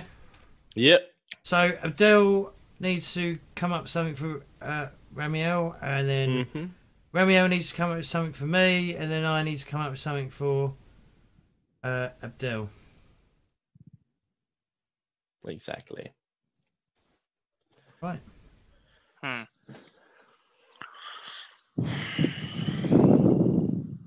Something for Ramiel, a decapitating angel of love and mercy. Who destroyed Pompeii. Who destroyed Pompeii and created Mount Vesuvius. All mercy and love, I tell you. all mercy and love. Well, yeah, the means justify the ends justify the means. Because society worked out. Yeah. Ooh, what's your current guise, your job? Ren Fair Entertainer. Renaissance. And I know the kid who holds the fate of humanity in the hands of a lemon. Sells lemonade. We're going to take a page out of the Highlander movie. Ooh. I remember you in a duel against somebody. But I was your second for the duel, and we were both completely wasted. Like hammered drunk. And you really didn't want to kill the person, so you just kept getting stabbed. And the guy just couldn't figure out. He just kept stabbing you, and you kept like trying to like block, but you were just drunk and laughing and couldn't really figure out, you couldn't really stab him back because you're just kind of half-heartedly defending yourself and just getting stabbed, and the guy couldn't figure out why you weren't dying, and then you would just keep taunting him like, you don't even stab very deep, like that didn't do anything, like, and yeah, and he just basically gave up the duel. You're just like, yeah, we're done. Yeah. Good. Okay, so what, what skill would that even be? Ooh. It Well, could like yeah, I gave you. You could do fighting. You could do yeah. enduring. You could taunting. do taunting. Yeah. Yeah. Convincing. Anything. Poor decisions. Or spectacle. Or debauchery. Or like, Well, spectacle could be good, and maybe ties into like the whole Ren Fair thing as well. Ooh, that's good. Yeah. To Like show speaking spectacle, you know how to draw in a crowd. Yeah, probably the thing I don't want to do, but Ooh. yeah, I can. How bring about it. is there something for making a spectacle without being noticed? So, like a diversion? Yeah, Yeah, like he could be the center of attention, but people just aren't getting he's an angel. Yeah, you He's can. just so good. Yes. So good at like hiding in distracting. plain sight. Yeah, or distracting like what is it? Yeah. Not I mean, especially in Ren Fair, you're already acting weird, Hmm. so you could be like you could just doing like a spectacle, like a Ren Fair spectacle, so that you're already acting weird, so people don't really. I don't even know if we have Renaissance fairs in the UK. I think we do. I've no doubt we do somewhere. you do.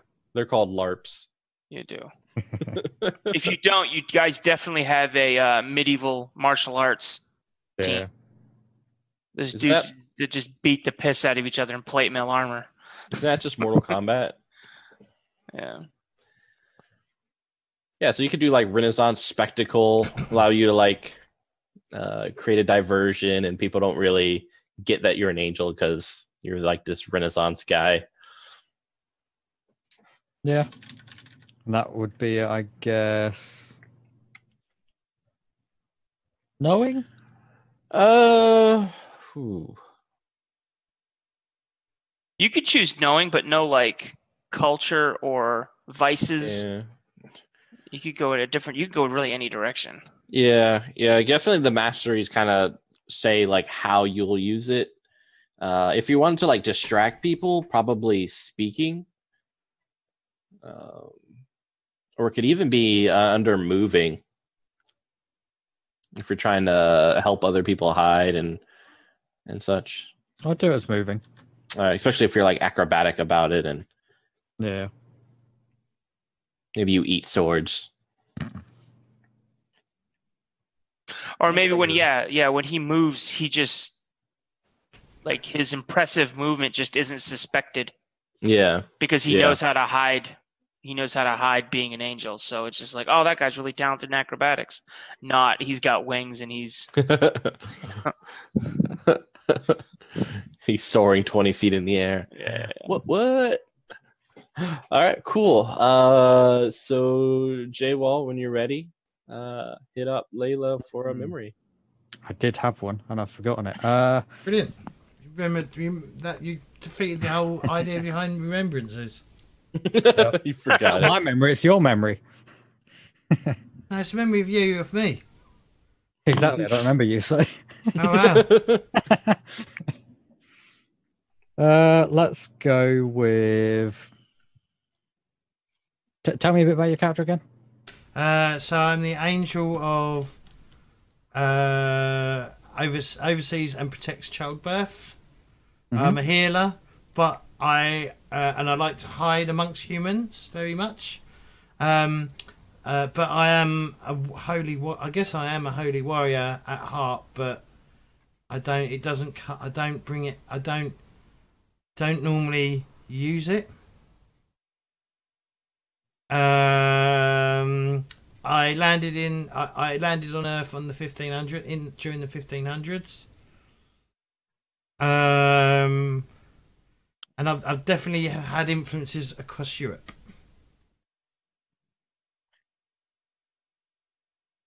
Okay. So.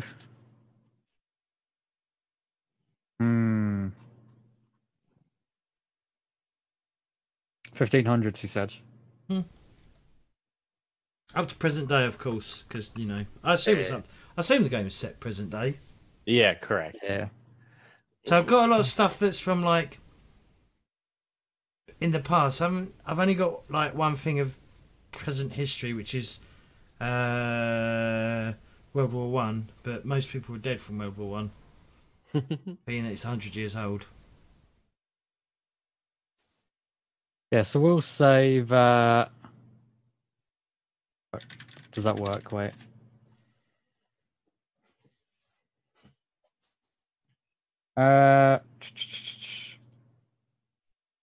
Let me just check for years quick on some stuff. Mm-hmm. So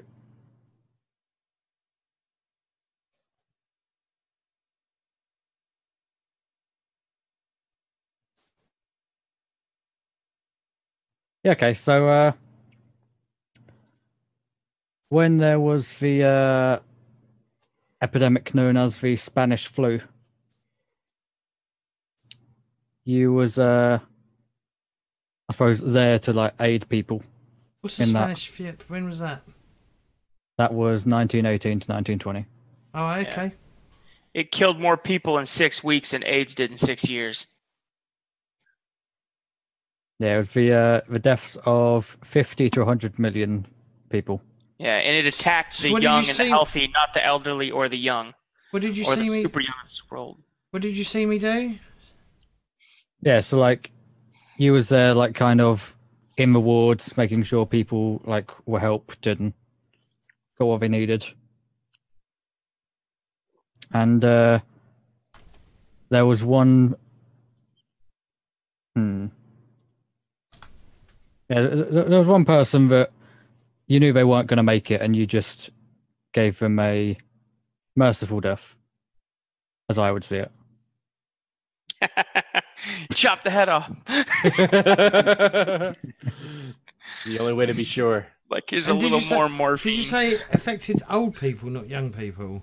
No, the Spanish flu came about in the American training camps leading up towards World War One, and it was, or not World War One, leading up toward, towards World War One. I think post World War One, and it was Hang on, when was it?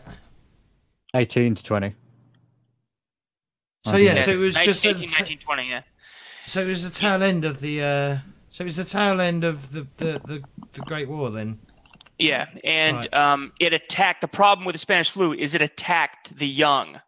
So like the group that attacked was like from like 25 to like 35, 45. It didn't attack like a normal disease. It didn't affect the super young or the super old. It affected a large portion of America's working population. So like everybody just shut everything down. Like stores just closed. Nobody wanted to catch it. Nobody wanted to get,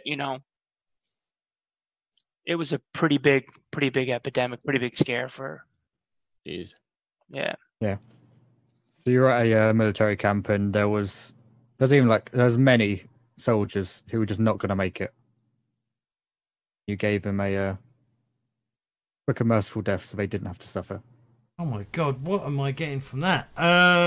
You could get Tell me. you could get knowing microbiology. You could get knowing, disease. You could get Oh yeah, I'm gonna go for that. I like that. Yeah.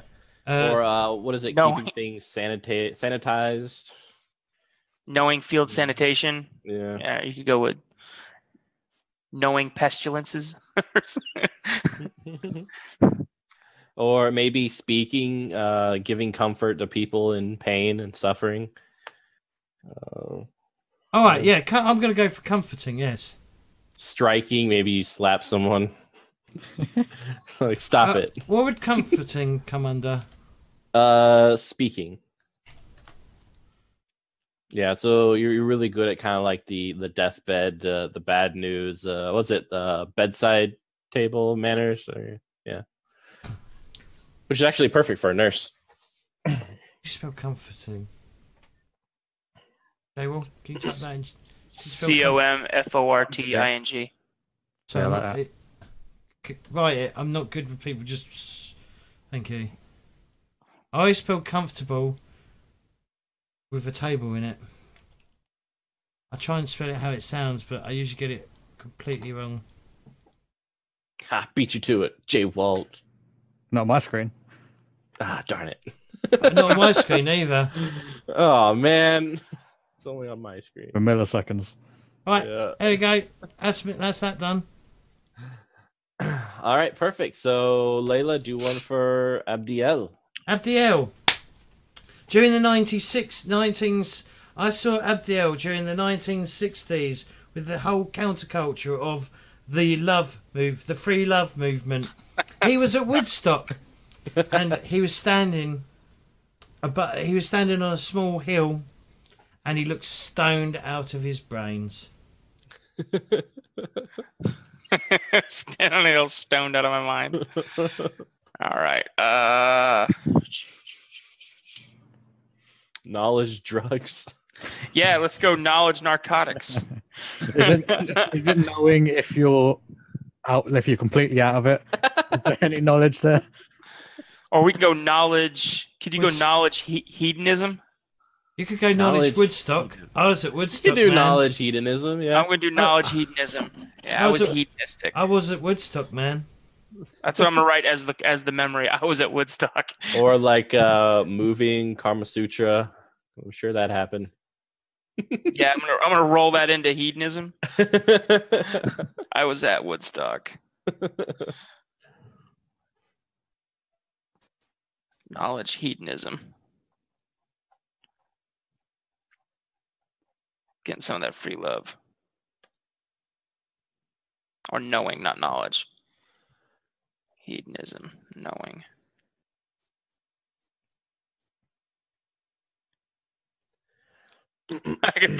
Sodomy.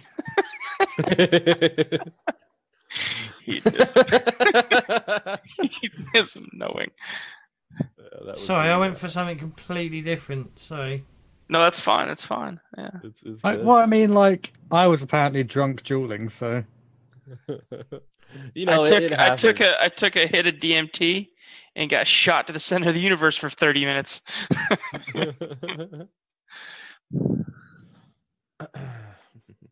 All right, I was experimenting. I really, really, really wanted to talk to God, so I tried every means available to break the fourth wall.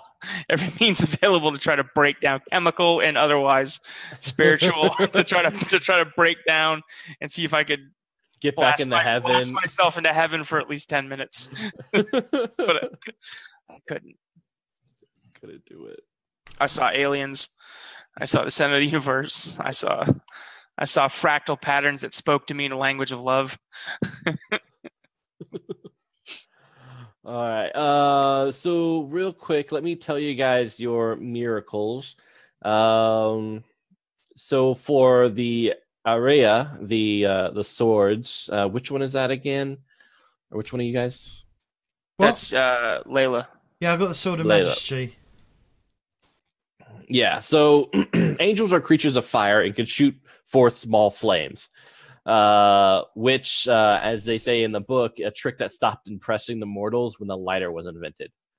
But you guys have harnessed that to its apex. Once per scene, they can manifest a foot-long blade of solid fire that burns at something around 2,000 degrees and cuts through a few inches of steel. Many angels carry swords on their semblance to disguise the blade. Others find a gun is sufficient cover for the burning puncture wounds. So I'm gonna send that to you. All right. In the Discord. All right, and Page triple X. We love page triple X. yeah, no, right. So did anyone pick Bahima? Yep. Oh, yeah, that's The body of Beryl. yeah. So yeah, angels are creatures of fire, coalesced into a kind of crystal that appears not unlike a shiny mineral. It is much more resistant to damage than mere flesh. So you can take a large amount of damage. In mechanical terms, once per scene, you can ignore any one attack resulting from Explains all the stabbings. Yeah, you were just like sitting there like... Gotta try better than that. Yeah.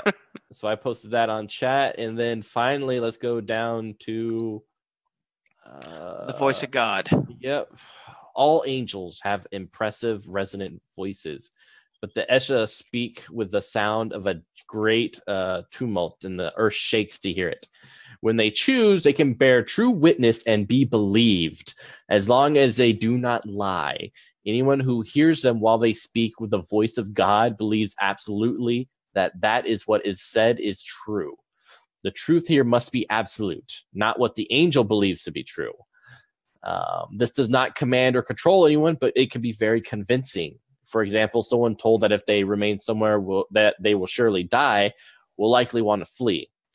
And then, yeah, it can add a blessing to any test involving such communications, and I shall put that in the chat as well. Got it. So yeah, that is character creation. Sweet. That is it. So let's hop right into it. So what we'll do is each of you guys will kind of set the scene of kind of your average day, what your character does, who he or she or they are around, what do you do in the afternoon, and then we'll kind of end it with you guys describing a place that you guys frequent together. Are we doing angels, a day in the life? Yeah, basically a day in the life of three angels. It's The Office, but angels.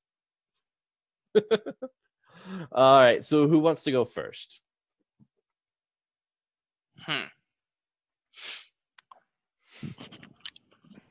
I'm gonna let someone else go first.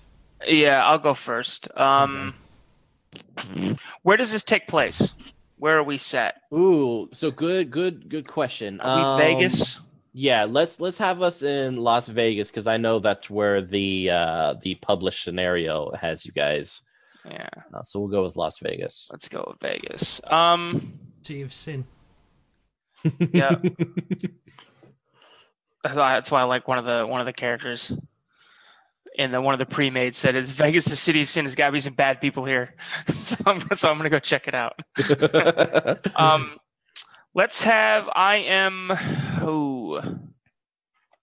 day in the life of. Let's say I'm closing the evening out, and by evening it's 5 a.m. Whew. And I'm closing a week-long bender. I'm closing it out at the Spearmint Rhino Strip Club. But I'm still wearing my badge. Mm-hmm. So I'm in my detective suit with my police officer, and I'm like, yeah, I haven't been to bed. I haven't been. I'm a mess. I'm a mess. Yes, I'm a mess. Absolute mess. Does alcohol and drugs affect?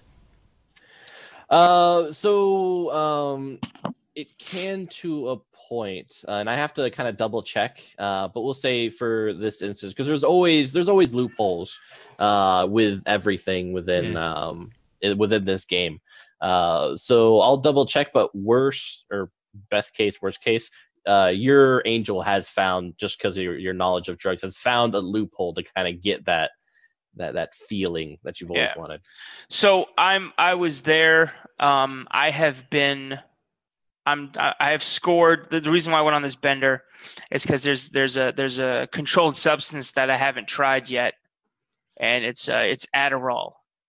And I've been on like a week-long Adderall binge, just like staying awake, just getting more of it, because I've like, I just need to take more of it, because that'll allow me to talk to God. It's not working. This shit is just like speed. I've had speed before. Okay, whatever. This isn't anything special. Yeah. All right, cool. So let's do a test just for the people watching, and just so that we start getting used to it. Yeah. So we'll say do a knowledge, kind of something in the area of knowing drugs, which I believe you're familiar with, just so that you correctly don't mix things that might give you a horrendous hangover or a bad day. Exactly. So since it is something that you have a skill with, I believe, what was it? Hedonism. Yeah. Hedonism. Yeah. You draw twice, and let me know Okay. what the results are. You get to choose the best result for that. Okay. We don't even know what the best result is, though. All right. I've got what was the one? I got the moon. So the higher number on the card, the better. Generally, yeah. Okay. I got the moon. So I'll take that. I got another one, but the moon is definitely higher. All right. What's the That is- number of the moon? 10, 4, 5, 6, 7, 27, I think. Or was that 21? Hang on. 27. What does it say? 27. 27. Yep. All right. What is it? What's the numerical? What were the? Oh, XV and 3 eyes. That's 18.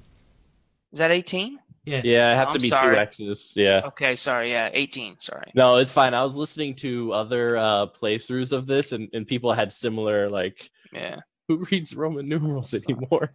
Well, they're on clock faces. I mean, I'm not very good at reading clock faces, but and also they're all at the end of movies and TV shows as well.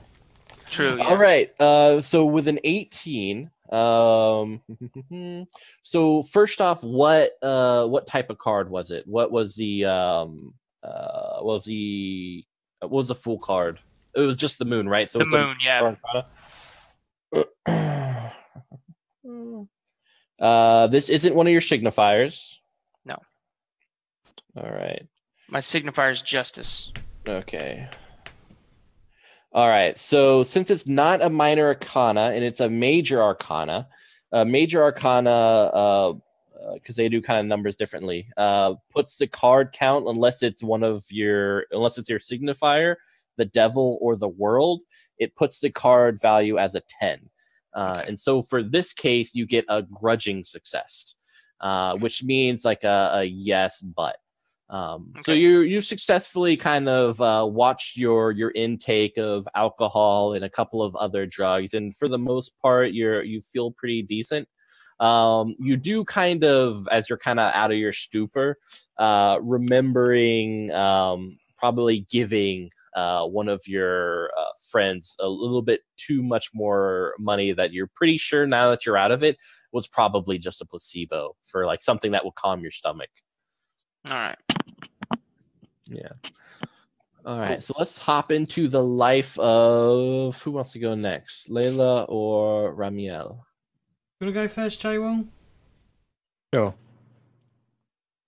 Yeah, so the life of Ramiel, a Ren Fair entertainer. Is there a medieval time in Las Vegas? Because I can imagine there being... Oh yeah, definitely. There's the It has medieval to be. times. Yeah. Yeah. Yeah, so, like, awake, crack of dawn, like, ready to just entertain. Like, going straight in, just right into performances. All the kids are enjoying it. All the adults are enjoying it. You have that one group of D&Ders taking up the corner, probably announcing. They're just someone's tossing dice for, like, getting in my way. birthday. Yeah. And the kid's just there, sitting there with his lemonade stand. Sweet lemonade. Just gives me some as a refreshment. I'm like, you're going to go far. Humanity.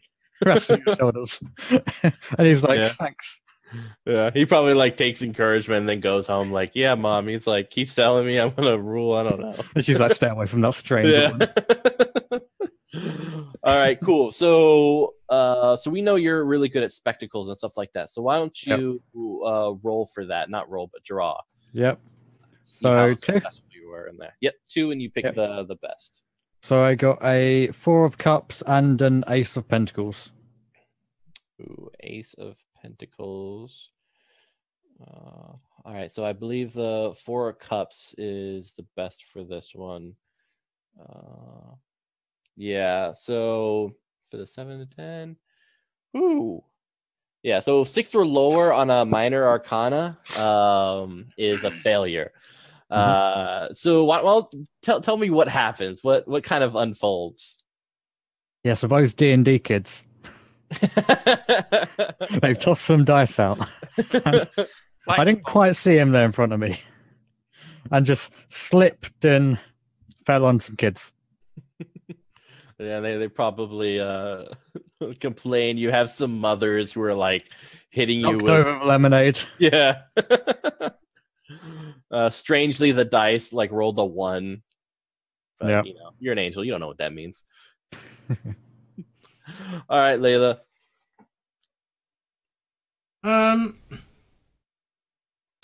So I've probably done my shift at the children's ward, and I'm probably moonlighting in a free ward, in a free like one of the free like clinics that they have around in America, because America seems to be the only first world country to not have a form of healthcare. Mm-hmm. I mean, obviously there's the Obamacare, but I don't know. I mean, personally, I don't know how that works because I'm not American. But No one does. But yeah, I'm probably doing something in the health clinic, in this clinic, helping the sick and the poor. All right. Maybe someone's come in with a gunshot. Yeah. So why don't you? I like that. So someone's come in with a gunshot wound. You've been up all night working and such. So why don't you go ahead and give a healing roll? How do I do that then? Do I just draw So you one card? draw 2 cards. Got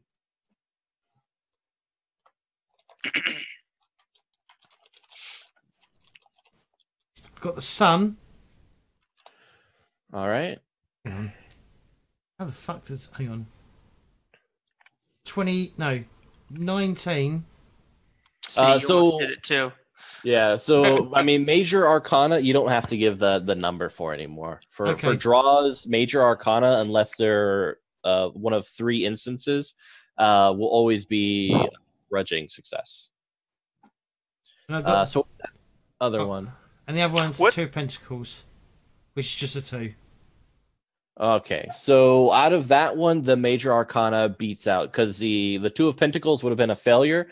But since this is something you're good at, you draw 2 and can pick the best, which is the major arcana, which gives you a grudging success. Is that good or bad? That's it. That is success with complications. That's Okay. it.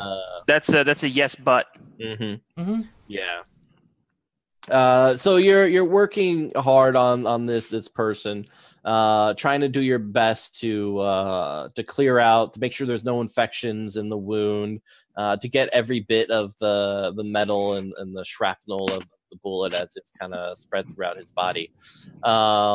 You've pretty much got most of it, but as you leave for the day, you kind of think back and you just have this itching feeling like, was it all of it? You know, maybe I missed something. Maybe you've had a long night. Maybe there's still something you overlooked. Mm-hmm. So your character won't know about this, but just for the people watching and such like that, and just kind of have some finality of what this might mean. The individual you will see again in the next couple of days as the infection kind of is spreading in his body, but you have saved his life for that day, and the initial life-threatening danger has passed. So now that brings us to, where do you guys meet and hang out with on a day-to-day basis? how about that famous donut shop in Vegas? I don't know. I've never been to Vegas. I've no idea. No, it's not in Vegas. That's California. Hold on. Different suggestion to what I was going to say, definitely. Yeah. What were you gonna say? Strip club. Strip club? We're at the Spearmint Rhino strip club. I'm already there. Perfect. Try to imagine it, guys. Or hey, let's do the Waffle House. The Waffle House? Yeah, so like we always meet for breakfast after like wherever we've always meet for like Sunday breakfast. I love it. And Like I love the Waffle House. I'm a huge fan of Waffle House. We always, or is it Roscoe's Chicken and Waffles? Yeah, we're at the Waffle House. Yeah, I'm partial to Waffle House. They're always open. You guys can rely upon them. They've been open since the 500 CE because they are eternal. Yeah. There's dudes playing Magic in the corner. Yeah. Isn't that where a load of drunks go? Like after like Everyone goes. Everyone goes. Everyone eventually finds their way to the Waffle House. I've never found my way to the Waffle House. You should. Yeah. Do yourself a favor. Yeah. One day you will. It's kind of like the ending of everyone's Gotta go journey. to America first. Yeah. We'll get you there, or we'll get Waffle House there. All right. So you guys all meet there. Like, what do you guys say? What do you guys like? Set the scene for me. How is it? So you have the. So when we all come in, I reckon they're rushed off their feet. There's still a few because it's Las Vegas, which is pretty much 24 hours, isn't it? Yeah. So I mean, there's probably. I was about to say teens, but it's not because it's America. So there's probably like people that are absolutely fucking plastered with on alcohol, making quite a lot of noise and mess in one corner. I guess we probably sit at the counter rather than like a booth or something. Yeah. Yeah. And I'll probably offer and I'll order my usual. I'm probably a creature of habit to basically try and fit in as best I can. So I'll probably order like the waffles because it is Eagle waffle with butter and maple syrup, and a pork chop, I guess. Yeah, you can get anything at Waffle House. Yeah. I only know roughly what they sell because I watched Anthony Bourdain eat it one. And that's it. That's it. That's my entire exposure to the Waffle House. But yeah, I'll probably order I don't know. I guess I'll order breakfast or something then. Do they do full English breakfasts there? What's an English breakfast? Yeah, they do. Eggs, bacon, sausages. Yeah, they do a fry up. Yeah. Oh, hang on. Yeah. Oh, that's my bad. I posted the Waffle House menu. I'm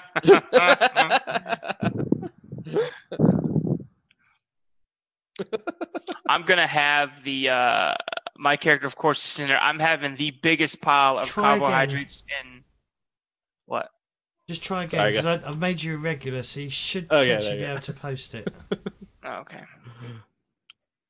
I'm gonna have the Abdiel's having the biggest pile of carbohydrates and sugar that's available, and he's just drowning the whole thing in syrup. Oh man, you're making because me he's hungry. he denies himself nothing.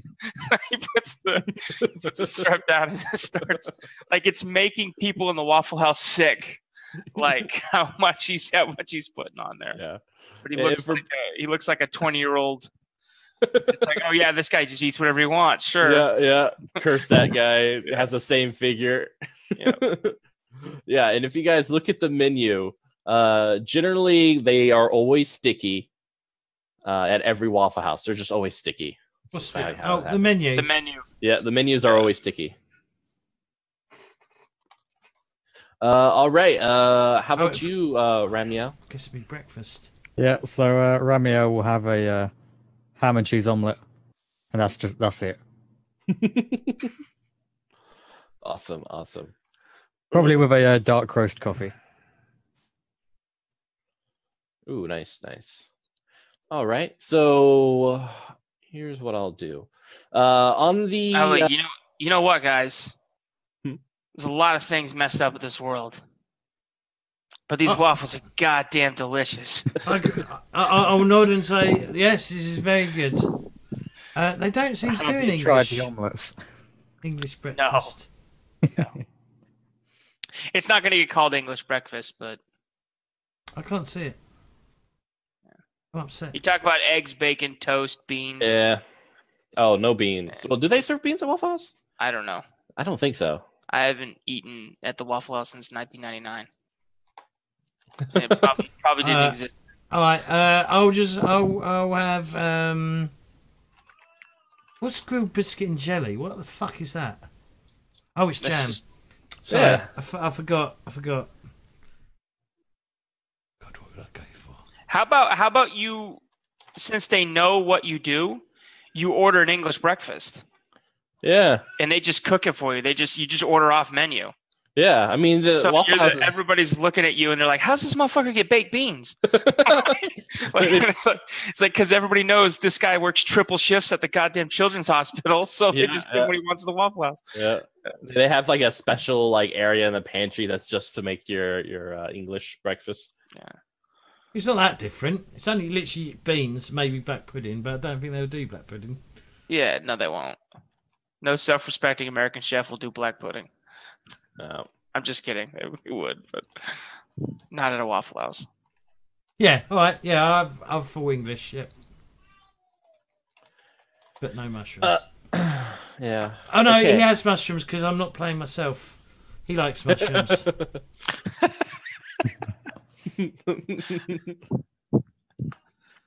So on, because the TV's always on in this place out in the corner. It's those big, like thick TVs. Looks like it's always overheating and probably has some maple syrup kind of caked on one corner. And so it's running on an old sitcom. And then it's interrupted by a news ad. You see two very attractive women, and then several attractive men behind them, each well-toned, but they're all kind of have this visage of demonic quality, almost like succubi and incubi. Wearing horns, red paint, purple paint, tails and such like that. And they're looking at the viewers in this very seductive manner. The volume is, of course, for Waffle House turned off, or the volume or the sound doesn't work. Hard to say with the Waffle House. But the words, the Inferno Casino, lights up the screen and kind of like these fiery flames that's kind of bursting from an explosion of these women and men. And then it shows kind of like that diagram of the location in Las Vegas. And as you guys look at this, you kind of seem to recall that place was actually a construction site up until recently, but it's kind of hard to say. Maybe time has passed. And on that note, I think we will leave that as the teaser for the next session when we open up with the quick starts. Let me get the title of it. Could I have used Witness to use like clairaudience to like, because I can witness anything anywhere, or I don't know what Witness is actually. So like with miracles are always tied to your dominions, and we'll kind of go into that a little bit as you guys start to gain more miracles throughout this kind of short campaign. So right now, the only like epic powers you have are the miracles that you currently have. Okay. But when you get a new miracle, it can fall under one of these dominions. And so okay, got it. Okay, now I know how it works. Okay, cool. Yeah, got it. Awesome. And so so next game we will start with the Devil's Own Luck, the scenario provided by the Quick Start, with of course some things incorporated by myself. And James, do you have any closing stuff you want to do? Well, let's do some shout outs then. We'll start with some shout outs. So we'll start with Nathan. I haven't got anything for Nathan because he's not ever any presence on the internet, but he can say thanks. Once again, thanks for having me. This is awesome. This is going to be, as an anti-theist, this is going to be a fun playground to play in. And I'm Godless Polecat, and good luck finding me anywhere on the internet you may. Nice. J-Wall? Yeah, thanks for having me as well. You can find me, like I said at the start, JWall7Z pretty much everywhere, Twitter, Twitch, to be fair, they're in places matter anyway. I stream very occasionally. I GM some offline games of Numenera at the moment. And I do some writing here and there. Yeah. Cool. Mitchell. Yeah. Yeah. Well, as always, thank you. This was a lot of fun. Thanks, and I definitely look forward to the next couple of sessions as we explore the avenues of this scenario, and then further on after the scenario. That's going to be really exciting. So thank you for the creators of Relic, Game of Angels, for helping with this whole process. And online, I am usually under the title of Penny for a Tale, either on Twitter or Twitch. I look forward to seeing you guys on there and on here again. So as always, much love to the host, James. I really appreciate it, man. And you're doing it in a few hours again, aren't you? You're doing. I am. So yeah, tonight on Twitch, I will be going directly into the scenario, A Devil's Own Luck, with the quick start characters. So not as epic as these three, but nonetheless, they are going to be diving deep into the waters of the quick start scenario, and that is my time, Eastern Standard, at 8 p.m. So I don't know who will still be awake, but feel free to plop in. I'll check it out after it aired. Yeah. Yeah. Are you done? Mm-hmm. Right. I'd like to thank you for running this, Mitchell. It is most appreciated. So yeah, so go check him out. Go give him a follow on Twitch and Twitter. Some of you may be asleep when he does it. I may well be asleep, but I will try and stop by for the first bit if I'm still awake. May not be. But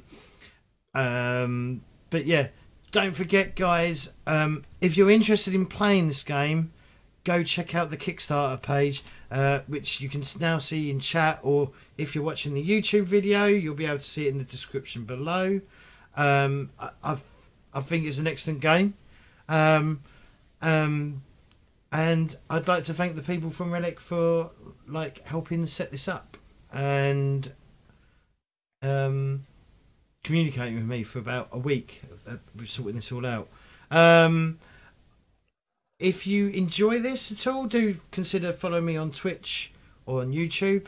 You can check out all my social media, which will be in the description below. We've got a Discord. The PCG Discord is where you'll find all of us. That will be in the description below. Follow me on Twitter to see when I'm going live and what's going on. And Facebook, I pretty much use the same. And then YouTube, subscribe to me on YouTube if you want to. But other than that, thank you for running this and getting us going. I might try and figure something out with you and get it all on Roll20 rather than messing around with this. Yeah, that would be cool. I think I've got a tarot deck downstairs actually. I think Roll20 has a tarot deck. Yeah, it's an 8-bit one though, and I've got to pay $8, whatever that is in pounds. Yeah. So I might get it. I might just get it, or I might send you the money, Mitchell, and then you can buy it and then use it on Roll20. I don't know. I can't. I know you can have co-GMs, but yeah, I don't know how much freedom I have to set things up. Yeah, we could definitely work on it. Because it'd just be easier, I think, rather than having one side of it. But other than that, yeah, again, thank you for running. I hope you all enjoyed this, and we will see you all next week. Bye. Bye, everyone. Bye. Bye.